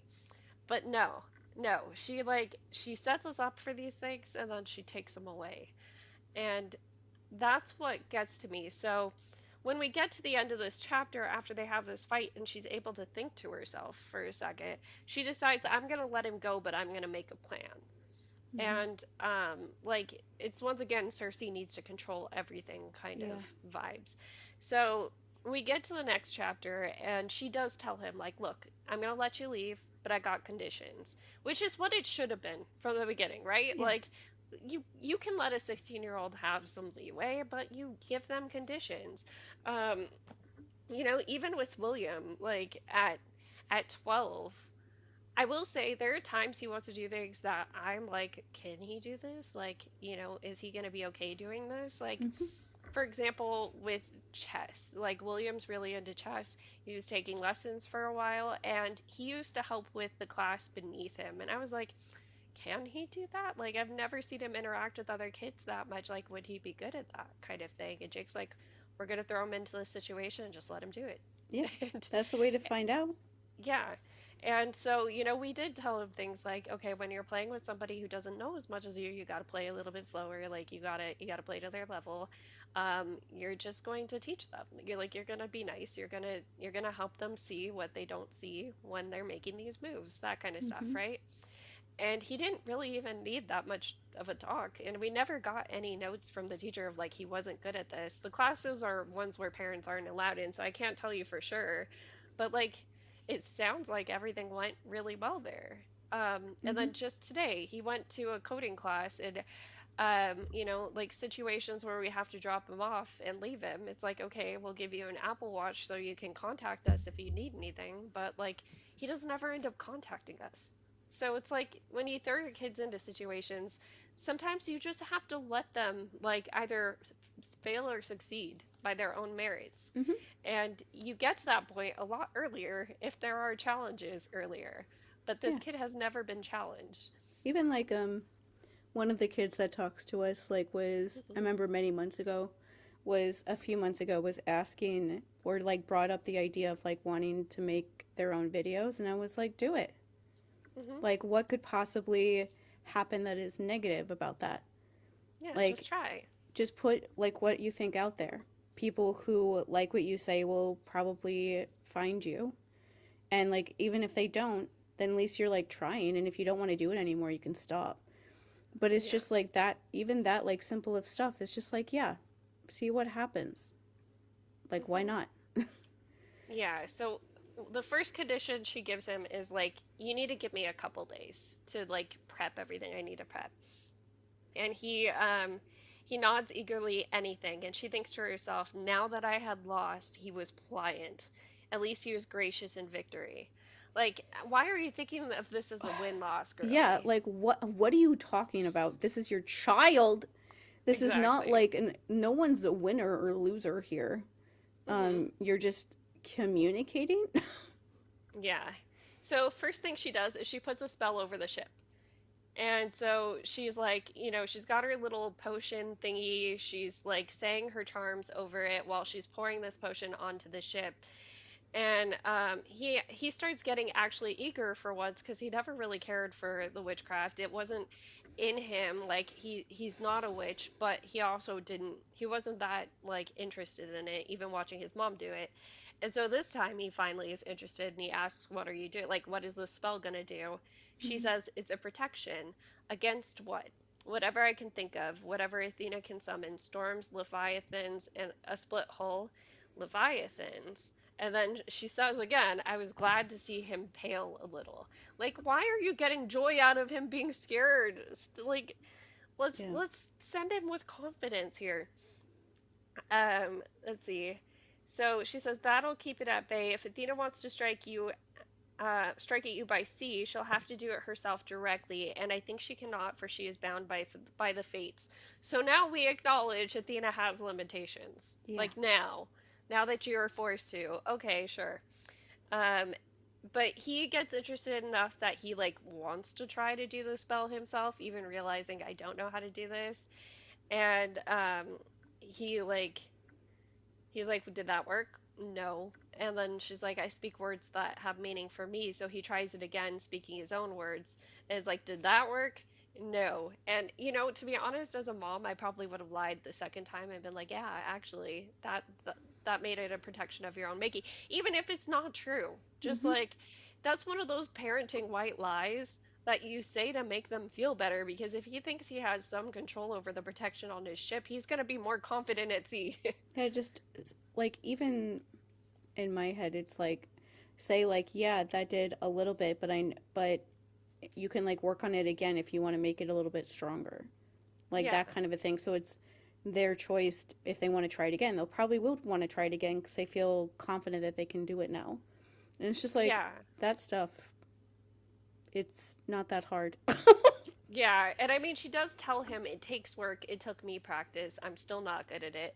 But it feels so hollow after the interactions they've been having. Hmm. Um, and then this is definitely Madeline Miller calling back to her own opening of this book, where she says, "It is likely you are not a witch, but you are something else, something you have not found yet, and that is why you go." It goes back to her saying, like, nymph is the word for me, but I don't know if that was the right word. Like, yeah, sure, you can call him a demigod of sorts, but since she's limited in powers, it's not even like demigod in the sense that, let's say, Hercules is, right? Hmm. So I do get what she's trying to do there. It just feels so hollow after the conversations that they've been having, that we're putting it here of like, "Oh, you get to go and find yourself," even though you don't want him to go, and you're Yeah. doing everything to make sure he doesn't. Yeah. Yeah. So she also tells him like a path to go on, and she traces all of the stops, like, marks it out for him. And she says he would not go by Scylla. There were other ways to Ithaca. That Odysseus had not been able to take them had been a piece of Poseidon's revenge, or sorry, piece of Poseidon's vengeance. So, what's interesting about that, and this is something that I say about Rick all the time, is I don't fault modern authors for trying to make sense out of things that don't make sense. Hmm. And I've said before when we talk about Scylla and Charybdis that Aeneas, a Roman hero, just or Trojan technically, but it's a Roman story, just sailed around. And that's because the Romans cared more about place. They had these things on a map, and looking at a map, you could go, "Look, Scylla and Charybdis are right here," and you could sail around this island and then you Hmm. wouldn't see them. Hmm. Um, but the Greeks don't think about things like that in their mythology necessarily. Like, places are named, sure, but when they're out at sea, they're out at sea. You don't always get where they're at. So this was Madeline tying those two up of like, well, I guess Odysseus didn't go the long way around Sicily like Aeneas because Poseidon made it so that he could only sail this one way. Um, sure, I'll go with that, Madeline. That's a reasonable explanation for something Mm-hmm. in, different sources. Sure. Mm-hmm. Um, and then she says, if Hermes helps you, that is well, but you must never depend on him. Anything he says is written on the wind. And always you must be careful of Athena. She may come to you in other forms, a beautiful maiden perhaps. You must not be taken in, not by any temptation she should offer. And he basically is like, have one mission, is to go see dad. That's Yep. it. Like I'm not gonna stop for anything else. Mm-hmm. And so they do have a pleasant couple of days together before they leave. Like now that this fight is kind of calmed down and they both know like we've come up with this compromise, right? Mm-hmm. And so she has pleasant moments with him. And so she starts kind of like giving him warnings here and there. She tells him like you got to be really nice to Penelope, show her every honor, kneel before her, offer her praises and gifts. I'll give you suitable ones. She's reasonable, but no woman is happy with her husband's byblow at her feet. And Telemachus, be wary of him above all. He is the one with the most to lose from you. Many bastards have become kings in their day, and he will know it. Do not trust him. Do not turn your back on him. He will be clever and quick, trained by your father. And um, he shoots back with, I'm good with a bow. Against oak bulls and pheasants, you are not a warrior. He took a breath. Anyway, whatever he tries, your powers will guard me. And it's like this kid has been so idealized that he thinks that Circe is going to be able to protect him off the island, and she has to be able to tell him, like, no, I can't do anything off of this island. I didn't take it like that. I took it like he just is like tired of her telling him all the time how wrong he is, and is just like thinking of something to shut her up. Yeah, And so the thing he says is like, "Well, you'll protect me anyway, right?" And then yeah, that's still like not enough. And she immediately is just like, "No, I'm not going to be able to do anything to help you." And it's like he just wants to leave, and he wants yeah, you to let him leave without telling him once again how he can't do anything. yeah. I also, the way Madeline phrased this, it got to me a little bit, where she was like, what tricks of my blood do you think that you have?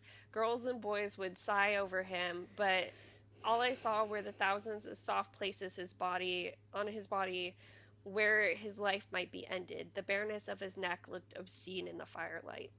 So all she sees is like soft little baby still in the 16-year-old. And I have to say, like, it that is a motherhood thing. It really is, of like, yeah, I still see the baby in you, but you realize they're not babies the moment they start pushing back on you. You know what I mean? Mm-hmm. Like when I think to myself, oh, I still see the baby in William, it's usually while he's asleep. It's not usually while we are up and talking. And it's like, no, I'm actually very, very thankful you are your own person and that we get to have these conversations, that you don't think the same things that I do, and we can actually talk about it and like have something meaningful together. Um, but yeah, it's like she's so controlling. She never let herself get to that place. Mm-hmm. Um, let's see.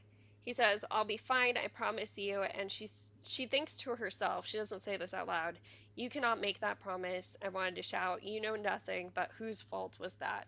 At least she's holding herself accountable here, just a tiny bit in her thoughts, but it's only because she's self-deprecating as fuck. Yeah. Yeah. Um, let's see.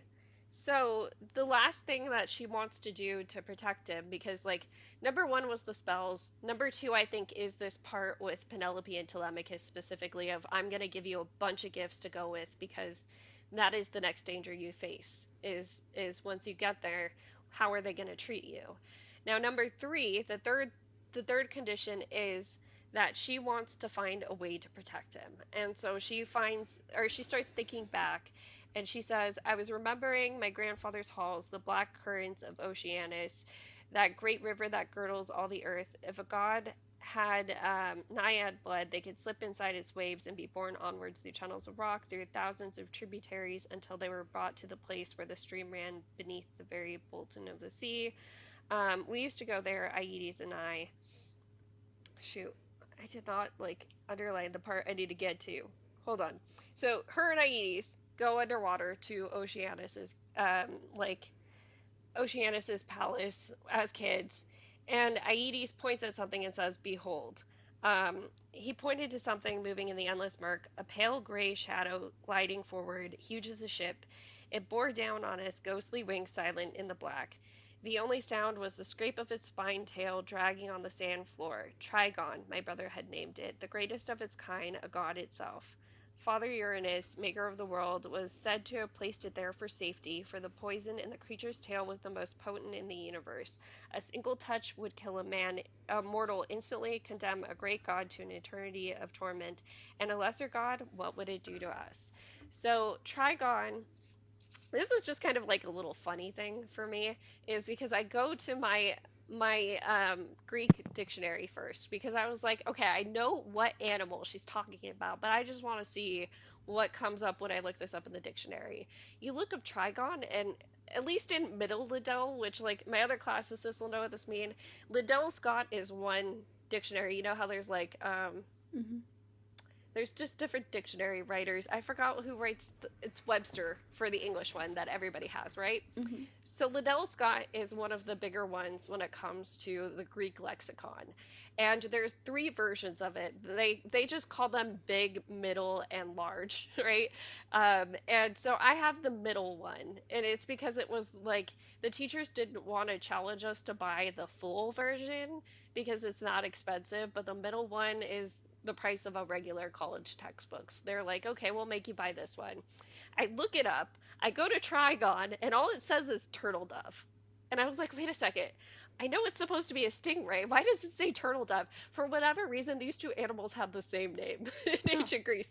I don't know why it's connected. Maybe because she keeps saying wings. Maybe they saw the connection between how Mm-hmm. it looks like stingrays have wings.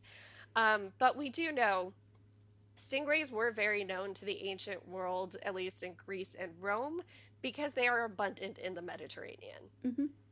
Yeah, so they knew about these. They knew that they were poisonous. And so, like, it does make sense that this has always been a part of Telegonus' story, even in ancient times. But I kind of like this Madeline invention of making it almost like an ancient deity, of like this is a sea spirit that is so old, even my dad would be a child before it, kind of Mm-hmm. thing. Mm-hmm.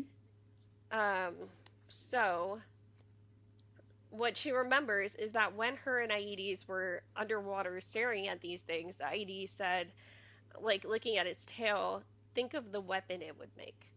And so she decides that's what I need to do here to protect my son. I need to make this weapon out of this tail that I know the poison is so strong it can hurt gods and mortals. So she decides to break her exile. And this is the part where I was like, why now does this matter? Because her dad and her aunt are always overhead. You know, they switch places, always overhead. Why does it matter now that she's worried about them seeing something? And like I know partially it's because this is the first time of her ever leaving the island, but she does so many things that would be considered impertinent, to use a Percy Jackson word, before this that they would have been able to see. So it's Mm-hmm. like, why are we now just caring about this? But yeah, so she waits for Telegonus to be asleep, and she goes out at the cover of night when the clouds are blocking her Aunt Celine's view, and she goes underwater. Now, I also have to go on a little tangent with this because she's just able to walk underwater. Like, you know, no buoyancy whatsoever, just able to hang out down there. The Twilight girlies have been having really funny conversations about Edward Cullen. I don't know if you've seen some of this. Mm-mm. Um, okay, so apparently in Midnight Sun, Edward talks about how, because they don't have to breathe, that he will just go and hang out underwater. And Mm-hmm. so the Twilight girlies in their headcanon are talking about like Edward just escaping his family's thoughts by going underwater and being like all broody and emo underwater. And I was just like, Yeah, that seems about right that Circe could do that too. Mm-hmm. But yeah, so she goes underwater. She goes to the very, very deep ocean, and she she eventually ends up coming on Trigon, the stingray. She says, "Great Lord of the Deep, I am come from the world to challenge you." And like knowing that this is something more ancient, more powerful than anything she's ever been in contact with in divinity. And it when it appears to her, it's basically communicating telepathically with her. It says, "What purpose do you challenge me?" She says, "I come to win your poison tail. And why would you desire such strength? Athena, daughter of Zeus, seeks my son's life. My power cannot protect him, but yours can."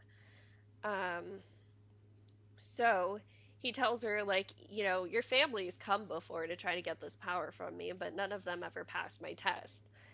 And she was thinking to herself, like, okay, that sounds not very promising because like she's still under this impression that she's less than her family. Mm-hmm. So knowing that like even Aedes came and tried this once but ended up leaving empty-handed, she's like, oh shit, what am I gonna have to do here? Um, so she's like telling him, no, like, look, I don't care what it is, I gotta try because this is my son. And so he's like, why would you want to protect him? For mortals, there's no certainty in life except that they're gonna die. And she just, she goes on with the mother stuff. I want to challenge you. I want this tail. I want to protect my son. And so he eventually says, if you want my tail, you must first submit to its poison. That is the price. Eternal pain in exchange for a few more mortal years for your son. Is it worth the cost? And she basically is like, yes. But she of course asks him, you offered this same thing to my brother? And he says, yes. He refused. They always do. Um, and so he tells her there are other conditions to it. Um, and the other condition being when she doesn't need its powers anymore, she has to cast the tail back into the waves. Mm-hmm. Um, Now, the thing with her making this promise, because she doesn't know what's going to happen with this stinger yet. We've already heard it will kill a mortal instantly, and it'll cause eternal pain for somebody who's immortal, which we have like instances of stuff like that happening in mythology. We have Chiron. That's like his death story of, he accidentally gets shot by one of the arrows that Heracles had that was hydra dipped, and he ends up being poisoned from the inside out, unable to die from it. um, Heracles ends up with hydra blood on him too, and that's part of how he gets deified, because he ends up like self-immolating, and like that's what turns him into a deity, but it was to get away from the pain. Philoctetes is a lesser example because it's not an actual divine poison that poisons him. Why can't I think of that word for a second? Um, but it is like snake venom, and like just a wound that wouldn't heal on its own with what they had on the ships to Troy, I guess. So this kind of pain is something that we have context for in mythology, and that she should fear. That anyone who hears this promise would fear. But she decides, like, I need to keep going forward, so I'm gonna do it. And so when she starts like making to touch it, this is the part that kind of confused me, because she's like, giving herself a picture of her son. She's walking forward. She reaches out her hand, and it says, my hand passed through empty water, touching nothing. The creature was floating in front of me again, its flat gaze on mine. And then it says to her, it is finished. And she's like, nothing happened. Like, I thought I was supposed to get poisoned. Um, and so it says, you would have touched the poison, that is enough. Which just like, I don't know. It almost feels a little bit too convenient that Trigon was just like, nobody else has ever gotten this far, so I'm just gonna let you have it. Yeah, that was really convenient. But also, Yeah. like, mythological beings do that kind of thing. So it wasn't totally out of the realm of possibility, but I was just like, whatever. Yeah, yeah, because I was ready for her to be like not necessarily eternally miserable, but to at least like have to feel this sort of sacrifice. Hmm. And for it to just be like, you know what? You were gonna try and that's good enough for me. It just, it's like we built all of this up talking about how even Aedes would do it for what? Just for him to be like, well, I admire your moxie, kid. Like, Yeah. yeah, okay. So then the next part is actually the part where it's painful for her because um, Trigon, the stingray, tells her in order for her to do the next part, taking the tail, she has to cut it off herself. And so she's like, I don't want to do that to you. Can't you just give it to me? And she actually has to physically cut it off. She has to watch it leaking ichor. Like, she has to see almost the horror that she's leaving it in. Hmm. And I guess that is the price that she's paying for this, but it's just like I don't know. It's a weird twist to me. I don't even know. I'm sure there's Yeah, some sort of like meaning, but I don't I want to don't think about it either. too much. Yeah. So, anyways, she cuts off the tail. Stingray starts leaking ichor everywhere, and she's forced to leave it like that. And then she goes back up to where her son is keeping all of his stuff. She decides to attach the stingray tail onto the stick that he's been using to practice as a spear. Hmm. And I do think that that was a wise decision. I kind of like, the poeticness of that because it is her acknowledging that he's had some training, some manly training. This is what he had practiced with. I thought it safer to keep it as he was used to, crooks and all, because she wanted to fix it and make a perfect one for him. Hmm. And like I guess like I'll give her kudos for letting go somewhere. But this is like the least of letting go you could do here. Yeah. So when he wakes up, she tells him about it. And, she warns him, even just a scratch of the tail of the end of this spear now is going to be very, very dangerous. You can't even like take it out of its sheath if you're not sure. And like she tells him it's for Athena or utmost danger only, and it has to come back to me. And she does tell him what it is, that it's the tale of Trigon. So, we're supposed to think in all of the stories that they've been talking about to each other, especially like some of the ones that he was more interested in, he's likely heard of Trigon before. So, um, this is kind of where they leave each other at with like him respecting, like, this is a really big gift. I'm gonna listen to you. I'm gonna like try my best. And then he even says, I'll give Odysseus your greetings. I'll bring back so many stories, mother, you will not be able to believe them all. I'll get you so many presents you won't be able to see the deck. And that's how they part each other. It's just, I don't know. It's sad what ends up happening considering that, but um like seeing him so hopeful is I don't love where the story goes because of it. Hmm. Yeah. So now we get into the horribleness. Because he did go on the journey. I mean, she didn't really do much by herself. Um, but she started thinking like what could be happening there. Even if Telegonus survived Athena, even if he made it all the way to Ithaca and back, still I would lose him to shipwreck or to sickness, to raids or wars.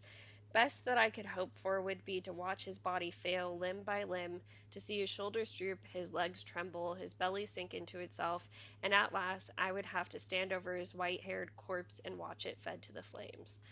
Like, how is this the first time you're ever realizing that your child is immortal? Yeah. A little too late, girly. Yeah.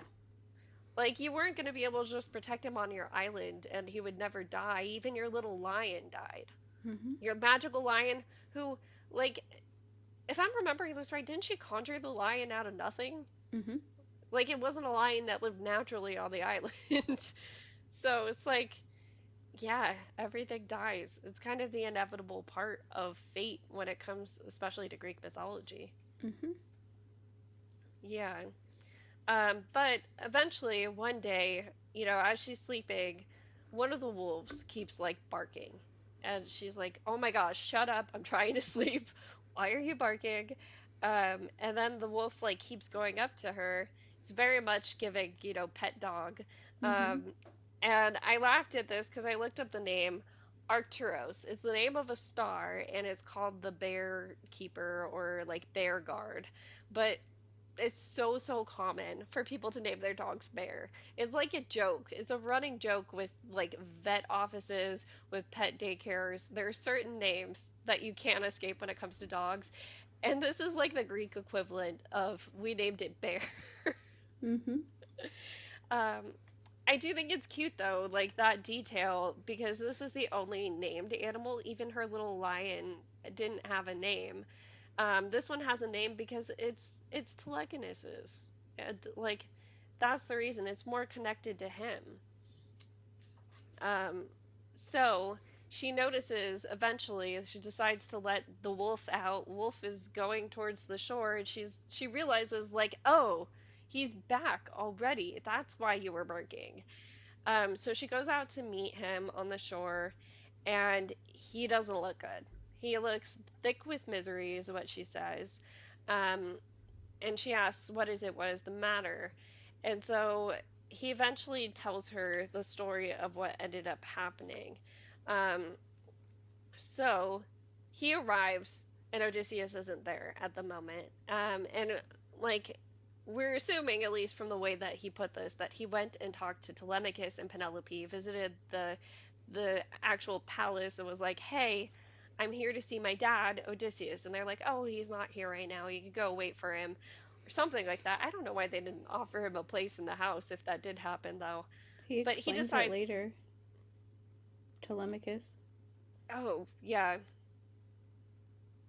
But yeah, so he goes back onto his ship, and then eventually he sees Odysseus's boat pull up. And Odysseus comes in hot. He is like yelling at him. He's like, "You're here to take my stuff. Like, get away." And he's trying. He's like, "Dad, it's me. Like, I'm your son. Just let me explain."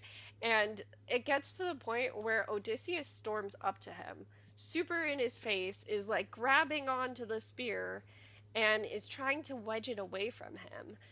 And like he's warning him like, "Hey, that spear's really dangerous. Let's not." Eventually, somehow in the struggle, Odysseus ends up scratching his cheek and pretty instantaneously dies. I mean, he says, he explains like, "I am your son," as he's holding him and life is leaving his face and it looks like he's looking at him, but we don't even really know if he ended up dying knowing that he just attacked his son. Mm-hmm. Yeah. Um, and so Cersei starts thinking through some of this stuff. One of the things that I thought was kind of interesting little characterization we get of Odysseus in this talk is so when he says like he started, rushing at me, she remembers that Odysseus liked fighting at close quarters. Taking blows on your arms, he said, was better than taking them in your guts. Meaning, like, he fought so closely because he didn't want to give people enough of an opening to Mm-hmm. swing or stab hard enough to Mm-hmm. actually, like, get him that way. And he had told her, "Those heroes, you should see the look on their faces when I run straight for them." He did that knowing he was going to intimidate this poor little child. And so he just like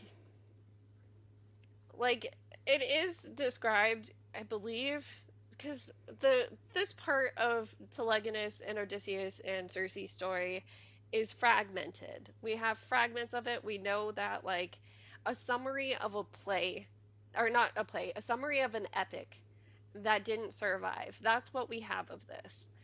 And so it sounded, at least to me reading that summary, that it was more of a struggle.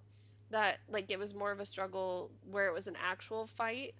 That neither of them knew who the other person was, and that Telemachus, I think, was even involved in the fight in source material. But this way of doing it, it plays into what she decides to tell us Odysseus became after he got home to Ithaca.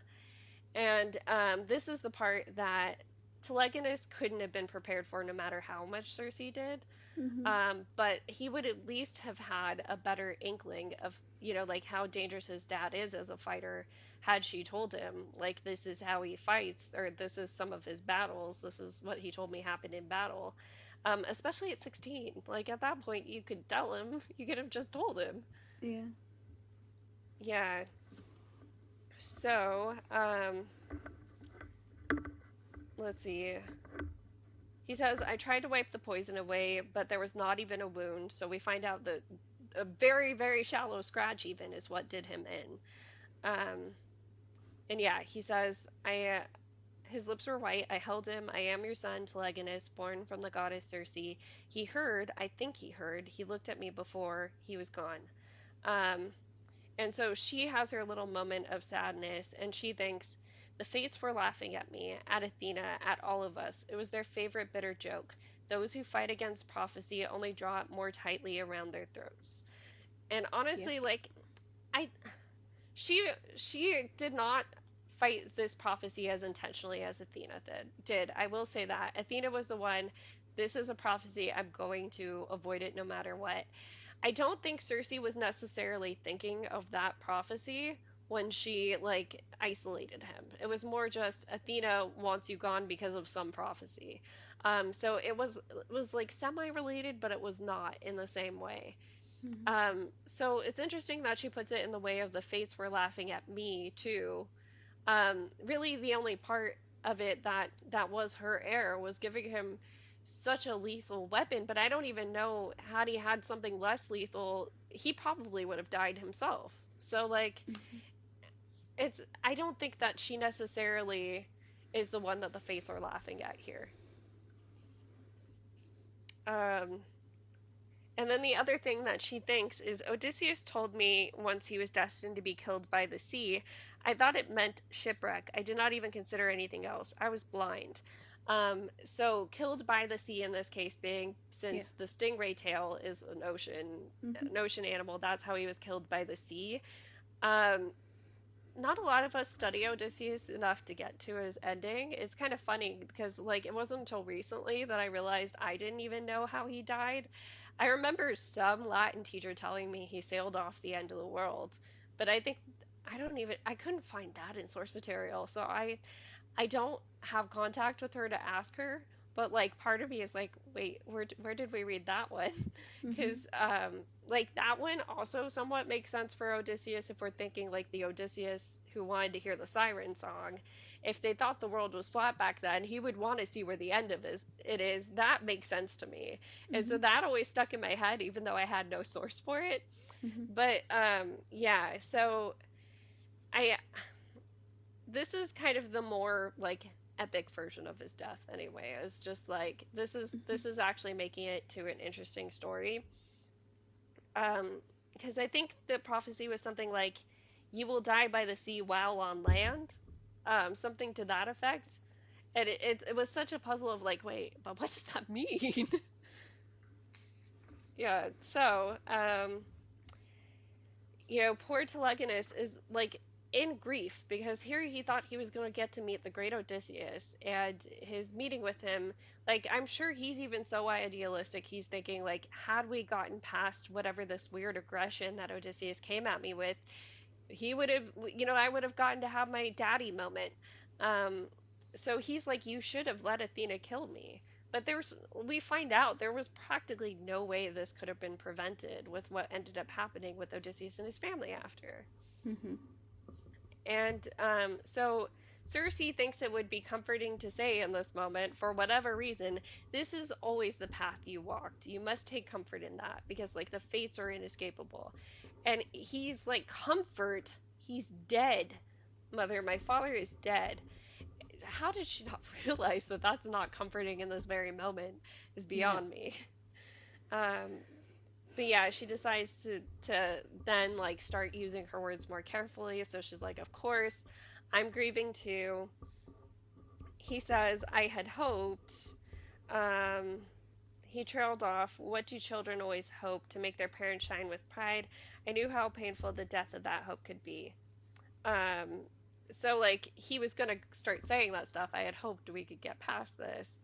And she acknowledges like this is kind of his first moment to be let down by a parent. It's not. He was No. probably let down by you saying you were gonna burn down his ship and use spells to keep him on the island. But of course, let's forget about that in that this moment because we're so sad about Odysseus.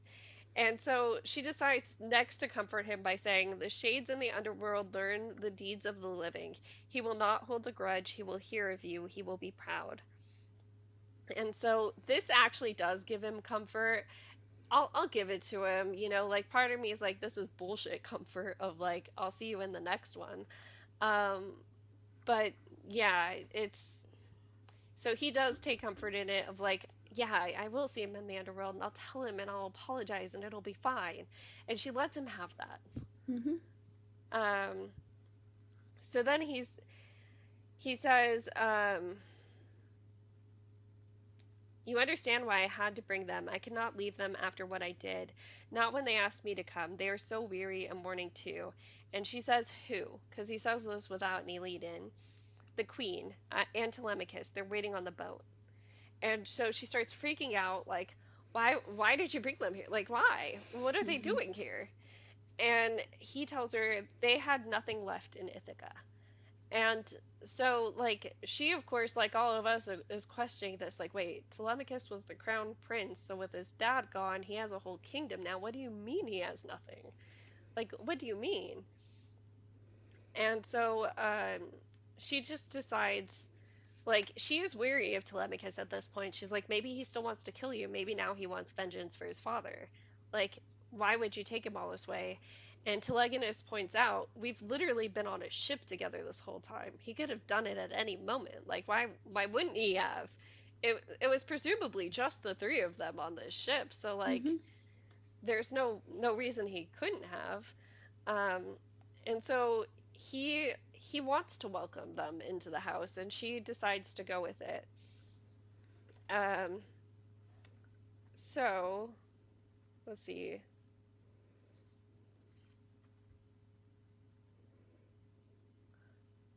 Hold on. Why did I underline this? I think I wanted to talk about this, but I totally forgot the context this happens in. He says he's the only blood. Oh, when he's talking about Telemachus, he's the only blood of my father left in the world. I will not turn him away. I Hmm. cannot undo what I have done, but at least I can do this. If you will not have us, I will go. I will take them somewhere else. And she thinks to herself, I know that he's telling the truth when he says this, that, like, if I'm not going to welcome Telemachus and Penelope, he's going to go. And she thinks to herself, my mind leapt with images of destruction. The earth sent spiraling into darkness, islands drowned in the sea, my enemies transformed and crawling at my feet. But now, when I sought those fantasies, my son's face would not let them take root. If I burned down the world, he would burn with it. Of like her thinking, I don't want to let him out of my sight again because something could happen to him. And I can't take this out on the world if something happens to him because he is a part of the world Hmm. now. I don't know. There really isn't as much to say to that as I thought, though. So they go back to the ship. They go and get Telemachus and Penelope. So she welcomes them as guests. She notices Telemachus has a knife at his waist, but it's not one necessarily used as an instrument of war. It's one used more as a tool. And so she's like, he's his father's son. He's got a weapon, but it's a covert weapon. It's one that I wouldn't be suspect of. Yeah, and it's just, She's of fucking course, insufferable. Like this yeah, all the time. This entire chapter, she's so convinced that these people that have nothing, she hmm, doesn't even know why they're there. And yeah, she's just convinced that they're dangerous and they're going to try to attack and kill everyone. No, they're not doing anything. yeah, Like, when is she actually going to learn that all these people that she thinks are dangerous are fine? And the yeah, people that she, like, acts like aren't dangerous are actually the ones that are. yeah, exactly. And like, it's just the two of them on this island that you've literally programmed to protect your son. Like what could happen? What And could also, happen at this like, point? the whole thing of like her saying like, oh, why would they leave?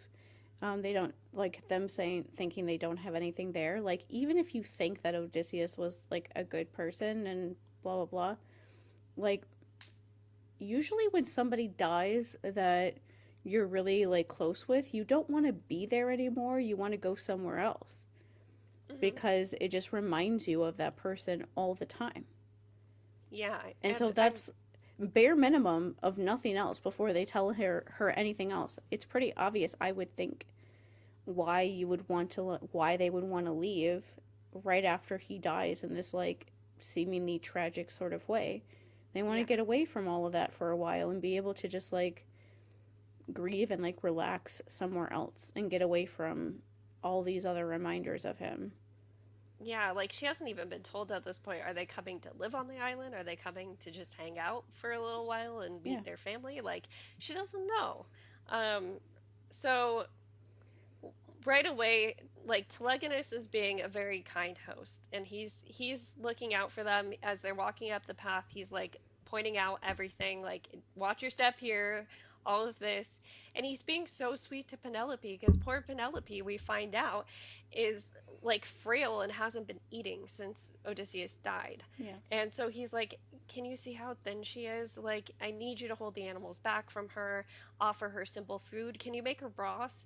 And Circe's like, here I am making the good old Penelope broth, the one that I was so jealous of when Odysseus was here. And it's just like, girly, check yourself for a second. This is actually like not about you. Yeah. So, yeah, as I said, she comes, she serves them a meal. It says cheese, bread, wine, and the broth. Um, Telegonus kept an eye on their cups. His face was still taut with that guilty attendance. My boy, who had presided so skillfully over a boatload of sailors, now hovered. Oh my gosh, stumbling on every word. Um, now hovered like a watchdog, hoping for any morsel of forgiveness. So, like, he went from being, confident when he hosted those sailors at 13 to now, oops, hi family, that I just killed our mutual family member. Like, of course he's hovering. Of course he's trying to figure out how do I make this right? How do I fix this? Because Mm-hmm. that was his introduction to his big brother. Mm-hmm. Yeah. So, they're trying to make conversation, and Telegonus, like he's trying so hard. He's like, Lady Penelope, do you see that loom I told you of? I'm so sorry you had to leave yours behind, but you may use this one anytime you like if my mother agrees. And of course Madeline has to put this weird little like thing in of um, under other circumstances, I would have laughed. It was an old saying, weaving at another woman's loom is like lying with her husband. I watched to see if Penelope would flinch. I'm glad to see such a wonder. Odysseus told me of it often. Like, so Penelope responds super sweetly, and she's like, this is like me sleeping with your husband, basically. It's Yeah. such a weird comparison. And, like, I get what we're trying to do here. So, in my opinion, we'll get to this with Telemachus's words, especially later. But she's trying to draw so many parallels between Circe and Penelope of like this is why they should be besties, essentially, Mm-hmm.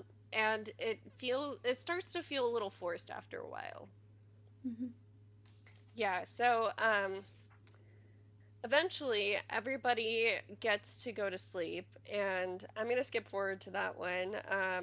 She has to like literally put Telegonus to sleep because he's that grief stricken that he like Yeah. needs mommy for a second, poor kid. And then when she lays him down, she hears Telemachus come out of his room, and she's basically like, "So were you gonna kill my son?" And And he's like, what? yeah, yeah. Um, well, the way she says it, I know you planned to kill my son. Nothing moved but the flames and the hearth. He said, how do you know it? Because you are a prince and the son of Odysseus, because you respect the laws of gods and men, because your father is dead and my son is the cause. Perhaps you think to try your hand at me as well, or did you just want me to watch? And he's like, nope, like I'm not here for that. And she notices this is not a warrior, right? We know this. We know that for at least the first 13 years of his life, she should know this anyway, because Mm-hmm. Odysseus had been gone that long when he got to her, that he had not been trained. And even if he had been trained by somebody else, sure, he hadn't ever gone to war in the same way that some of those other young men during the Trojan War had to. Mm-hmm. He has never had to fight like that to her knowledge. I mean, she doesn't know about the suitors fully. Yeah. So she doesn't realize that this is a pretty powerless man until she actually takes a good look at him. Um, so we find out from Telemachus during this conversation that they have where he's trying to prove, like, hey, I don't mean any harm to you or your son. He says, Odysseus was not welcoming in recent years. I came too late, but I saw the end. He had wrestled away the spear. It was not Telegonus's hand that he died. So he's being reasonable about it. He's like, I literally saw the fight go down. Spear scratched daddy's cheek. It wasn't your son stabbing him. I'm not mad at that. And especially considering he was not welcoming to strangers. Yeah. And we find out what he means by that. So, um, well, first of all, the first thing they get into was, okay, but why aren't you still in Ithaca then? And he says, well, because I watched my father fall and I didn't kill your son where he stood. And after that, like, I put him on the pyre and I didn't weep, and people didn't want me there anymore, essentially, Mm-hmm. because then he wasn't doing what he was supposed to do. Um, but he says something here that I feel like some of us have experienced when it comes to our abusive parents and how other people describe them, other people that didn't experience the abuse, which is, she said, you do not grieve for your father? And he says, I do. I grieve that I have never met the father everyone told me I had. Yeah. Yeah, we've all felt that sentiment in some regard. And like, even my mom, who like was more on the emotionally neglectful, abusive side than, like physically, I've watched her be a better mom to other kids than me. Mm-hmm. Like, she went from counseling, like, at 16 years old, one of my friends came to her with a pregnancy scare and was like, I think I might be pregnant. I don't want to tell my mom, but you feel like a safe adult, so I'm telling you, essentially. And, my mom comforted her and stuff. The moment she left, my mom looked at me and she's like, you better not be having sex too. And of course, because I was, and because I'm neurodivergent and can't hide my face, she was just like, she saw it on my face and she's like, leave my house right now. After just consoling my friend Mm-hmm. over having premarital sex. It was wild. Um, but yeah, so we find out Telemachus' story after this point, which is he goes back to the days where it was him and his mom against the suitors. And this is where I feel like Madeline is shoving in our face, hey, look, Penelope and Circe are the same. They should be besties. Mm-hmm. Like Telemachus and Telegonus are the same. They should be besties. Showing us the parallelism in these two mother daughter duos. Um, in a way that, like, I guess I wouldn't have considered with Telegonus' story, like him as a character before this. It just, like, I don't know. This feels like a weird way to tie up the ending, which I still don't know where we're going with this even after these chapters. But um, he says, during the days with the suitors, they saw that we could do nothing to them, a young man and a woman alone. When I reproached them, they only laughed. And like he talks about his mom ordering them to leave over and over and over again. I'm sure Laertes, Odysseus's dad, even did it, but they were probably like, okay, we got an old man, we got this wife, and then we got a young kid who isn't even old enough to go off to war. So like we don't have to fight anybody. Mm-hmm. Um, and so he says, but then Odysseus had returned. Um, he tells the story. He came disguised as a beggar, only revealed himself to a few of them. They came up with the scheme to take out the suitors. And the way he describes it, I had been frightened of those men for so long, but they fell to him like grass before a scythe. He killed them all. And so he starts to realize, like, this dad that I've heard such great things about has been so colored by being in war and struggling on land and sea for like an extra 10 years after that, that he is like a force to be reckoned with. He is destructive. He wants everybody who had anything to do with the suitors and what they did to his kingdom gone. And Telemachus is only going with it because he's happy to have his dad back at first and is like, okay, I'm going to do what you say. But even he loses heart for it. And like, we don't have to go into the extreme detail, but it's just like the servant girls, he was the one ordered to be the one to take him out, and he tries Yeah. to do it more mercifully, but then is horrified that it's not as merciful as he thinks. Yeah. Yeah, so he also finds out, like, because he's going through, first he took out the suitors, then he took out everybody that helped them, then he took out the servants that may have laid with them. And then the people that were like the suitor's parents tried to go after him, but Athena stopped that. And then after that, it was the men who went off to war, went off to Troy, came to Odysseus looking for their share of whatever spoils their son would have brought back, because that was actually customary. Was, Mm-hmm. like if your loved one died in war, they would still get a share. It would Yeah. still go to their family. And there was nothing to bring back because Odysseus literally lost every single man, every single ship. So I do understand this dilemma that he ended up finding himself in. Um, but Circe actually ends up being surprised when she finds out that he ended up with no crew left, despite having heard the prophecy and the warning about like her own dad's cattle and knowing her dad, knowing her sisters, like her stepsisters.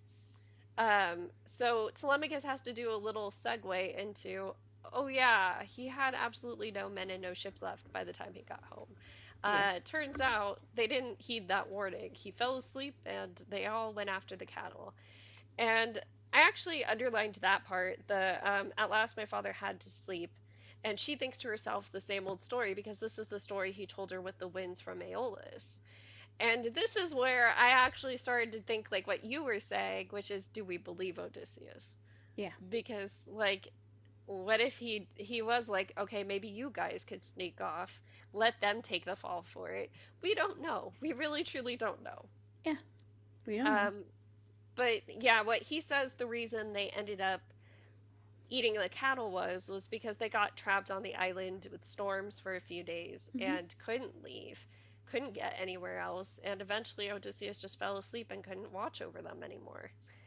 Um, so let's see. So when these fathers from the Trojan War anyway started coming and started ordering their share of the treasure, he eventually gets so bitter, he says, you want the true story of your son? He was a fool and a braggart. He was greedy and stupid and disobeyed the gods. And he starts, like, going off on them. And then we find out that it's just, like, this war inside of him just never leaves. Madeline is shoving PTSD in her face with every word about Odysseus after he gets back home to Ithaca, essentially. Um, let's see. So we find out he started digging trenches around, posting sentries around the palace, training dogs. He drew up plans for a great palisade to be built as if we were some war camp. Um, and he says, I should have said something then, but I still hoped it would pass.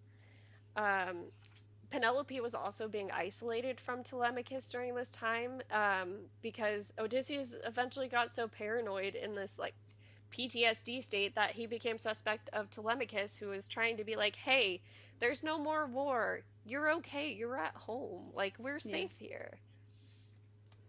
Yeah. Um, and also, we find out that he's not entirely trusting of his mother either, because one of the things he says to Circe in this part is, there's no one who can guess what my mother is doing until it's done. But he says that in regard to her being isolated from him almost. Like, it's almost him co signing her, like, because Like, well, she was isolated with him, but she also didn't try to stop him. It Mm-hmm. seems like is what he's thinking here. Um, so then he goes into their relationship as a child, and he's like talking about why this isolation is so bad almost right after telling her about it. Because when he was a child, they would sit, she would tell him stories. Um, she basically was doing at least mental training for him becoming a man. Um, he says, whenever I fretted for my father's safety, she would shake her head. Never fear for him. He is too clever to be killed, for he knows all the tricks of men's hearts and how to turn them to his advantage. He will survive the war and return home again. And I was comforted, for what my mother said always came to pass. Um, let's see. But she realizes it as he's telling him, as he's telling these details, that she never had this closeness with Telegonus herself. And part of me has to wonder if that also is part of the sheltering. If it's part of like, there never was any other feedback for us to bounce off of as a mother and a son. Because like with her, some of these stories are prompted by things happening around them, by them dealing with people around them. With her, it was just like just the two of them on an island with her plants and her animals and her memories. That's it. You can't ever be close when your entire life is based around being afraid. Yeah. So he goes on to say eventually that he became so paranoid that he thought that people were going to start a revolt or a rebellion against him. And he thought that Telemachus would be a part of this when Telemachus did like actually push back for once. And so Telemachus had to start basically like shutting himself with the sheep of like, well, our fields need more tending to, so I'm just going to be over here. You stay over there, mom. Um, especially because like Odysseus was making digs at him that really weren't fair. So, um, did you know, he said, that Achilles went to war at 17, and he was not the youngest man at Troy. Boys of 13, 14 all did themselves proud in the fields. I found that courage is not a matter of age, but of true maid spirits. And what Telemachus says is he meant that I was a disgrace, of course, a coward. I should have fought off the suitors single-handedly. Was I not 15 when they first came? I should have been able to shoot his great bow, not just string it. At Troy, I would not have lived a day. Um, let's see. So Odysseus telling him all of these things of like, you're bringing our house to shame, kid. He says that I told him that he was the one who shamed our house. He could boast all he liked of the war, but all he had brought home was death. And so that's kind of where his relationship with his dad ended. But all of that backstory is to tell us this is the level of paranoid Odysseus was. This is why he attacked Telegonus on the beach. It was Yeah. because he was thinking, this is someone coming for my kingdom. This is someone who's actually hurting me. Because he had been living in this paranoid delusion for a while. Mm-hmm. And I don't know if that's her attempt at PTSD. I don't think that that's the best attempt at PTSD if it is. Do you have any opinions on that as a PTSD attempt? Um, I guess it's PTSD if you like don't actually know anything about PTSD and the only thing you know about it is watching movies about veterans with Hmm. PTSD. So I Yeah, guess that could be it because the book did come out in 2018. Maybe that's all she knew about it. But that's yeah, what people think PTSD is like, especially from like war. If you don't actually talk to somebody with it or only talk to veterans that are like super traumatized by like violent combat. Um, I yeah, don't know. Like it doesn't exactly manifest all the time in this sort of way. That's kind of like the stereotype of it. But either way, it makes sense why Telemachus told him to be at like the stay on the boat because it hmm, would have been more dangerous for him if he was like in town, like in where at their house. Yeah. It was the safest place for them to like fight was there. He was just Yeah. thinking that he could come and help him, and then it ended up happening too fast where he couldn't get there in time. But it would have been way worse if he showed up and was like, your illegitimate son is like here in our house. He never would have listened to anything that he had to say.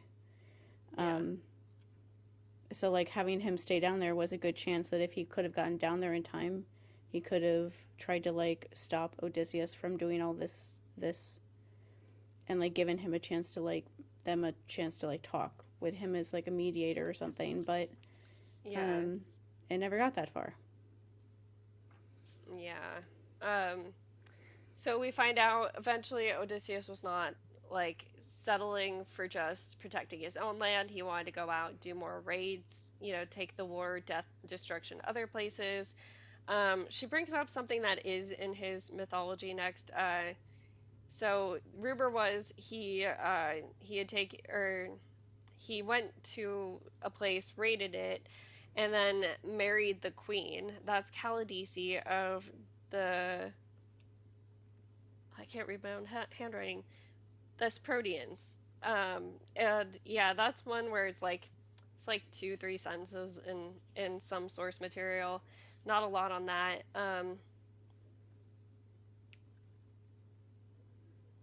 And she asks, "Was that true? Did he actually go out and find another wife?" He says, "Who can say? Perhaps he started the rumors himself to wound us. I sent a message to my mother that the goats needed extra tending and went to live in an empty hut at the hillside." So, yeah, that's when he noped out and let's see. Into such miseries your son came, bright as the sunshine, sweet as a ripe fruit. He carried that silly looking spear and gifts for all of us, silver bowls and cloaks and gold. His face was handsome and his hopes cracked as loud as a fire. I wanted to shake him. I thought, when my father returns, this boy will learn that life is not a bard's song, and so he did. I just feel so bad for Telemachus in this moment. Yeah. Yeah, so she asks him like, you were trying to help him then, like that's why you went down to the beach. Yep. And um he says he did not need me, as it turned out, basically meaning his dad was dead before he even got there. Mm-hmm. um and as Telemachus is kind of like just sitting there in the grief of talking about all of this, she actually says something that's like, "How have you not realized this yourself yet, girlie?" And it's, "You are not your blood. Do not let them take you with him." It like meaning you don't have to be like your father. Yeah. And it's like, this is what you should have been telling yourself, girlie. Yeah. Yeah. And so, let's see. Eventually, he goes back to sleep, and um, let's see. The next part that I underlined.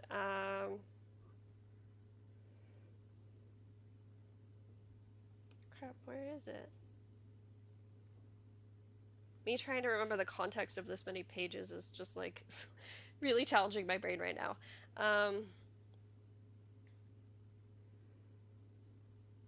Oh, she like thinks back to this conversation she had with Odysseus, with where Odysseus had asked her, um, "What is it that makes you determine what sailors to turn into pigs and which ones to keep as men?" And she says, "Let us consider a boatload of sailors. Among them, some are undoubtedly worse than others. Some exult in rape and piracy, but others are newly come to it and scarcely have their beards. Some would never imagine robbery, except that their families are starving. Some feel shame after, some do it only because their captains command it, and because they have the crowd of other men there to hide among." So Odysseus said to her, "Which of those do you change and which do you let go?" She says, "I change them all. They have come to my house. Why should I care what is in their hearts?" He smiled and lifted his cup to me. "Lady, you and I are in accord." Which I think is her acknowledging, like, I should have known he would attack anybody who stepped foot on Ithaca after everything that was supposed to have gone down on Ithaca. Mm-hmm. Um, let's see. Um, so here's another part too of her like thinking back on Odysseus. All heroes are fools, he liked to say. What he meant was all heroes but me.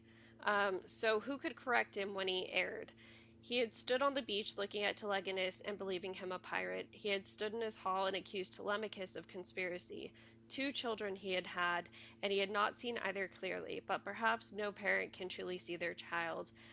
When we look, we see only the mirror of our own faults, which, like, that's a weird place to put that, girly, but, like, it's true, but like I don't know. I don't think this was necessarily Odysseus seeing his fault in his children. I think this was just paranoid delusions. Yeah. Yeah. Um Another thing she reflects back on that like I thought this was an interesting way to put it.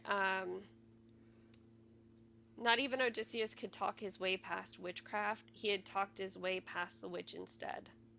Um like thinking back of her own interaction with him, which like also a fair assessment of Odysseus here, but it only works in this version where he didn't take the mole.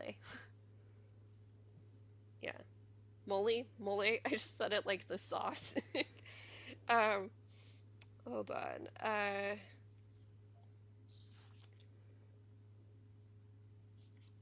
So the next kind of thing is when they wake up and have breakfast with each other. So she sets out the breakfast plates before everybody wakes up: bread, cheese, fruit. First person to wake up is Telegonus, and so he still seems to be sad, but she's like noticing he looks a little bit better now. She tells him, I spoke with Telemachus, you were right about him. He lifted his eyebrows. Did he think me incapable of seeing what was before my eyes, or only of admitting it? I'm glad he thinks so, he said. And so, like, that little interaction also didn't sit with me very well. Of like, she she's giving her son no credit there with like Yep. I don't know. She doesn't give him any. Yeah, it was funny because she's always talking about how kids don't understand the burdens that they carry and comparing herself to Atlas over and over again of like I'm holding up the sky for this kid, and it's like no, actually you're just concealing him with the sky. Yeah. Yeah. Um So she ends up watching them go back off together because they decide, Telemachus and Telegonus decide they're going to go hide the boat back in the cave, go park it where it goes, and she watches them on the beach and just like she feels this pain of, like, hold on, like so close yet so far, I think, with him. Like, never thought he would get to have the sibling relationship I never had. Hmm. Um, and I feel that pain for her in a way because, like, her relationship with her siblings sucks. Um, and I can't say that it would necessarily would have been better, at least in her father's halls, right? Hmm. But um, I don't know. She should want this a little bit more for him. She was so hesitant for it that I think she should want it a little bit more for him. Also, she like thinks back to herself. It was also kind of a silly choice to name him Telegonus when his brother's name is Telemachus. Like, that looks like I was copying, and maybe I was. I mean, she even kind of says, like, maybe I was trying to grasp at that sense of family. But I don't know. I guess I just have to own it now, is what she decides. Hmm. Yeah. So then Penelope comes to her door after this part, and she she basically was like, I'm sorry I didn't say much yesterday. I should have thanked you not just for taking us in now, but for helping out my husband back when you did. And Circe says, you give me too much credit. He was wise. Sometimes, she said. Do you know that after he left you, he landed with another nymph? Calypso. She fell in love with him and hoped to make him her immortal husband. 7 years she stayed him on her isle, draping him in divine fabrics, feeding him delicacies. He did not thank her for it. No, he refused her and prayed to the gods to free him. At last, they forced her to let him go. And she tells her, when your son came, I thought perhaps you were Calypso's because he was on Calypso's island for 7 years, whereas he was on Circe's island for a year. Um, but then I saw the weave of his cloak and I remembered Daedalus's loom, like hearing about Daedalus's loom. Calypso fawned over him, and you turned his men into pigs, yet you were the one he preferred. Do you think that's strange? Like, I mean, I guess if we're taking this version of Circe, right? And not necessarily the Odyssey version, although the Odyssey version isn't really all that different when it comes to her initial interactions with Odysseus.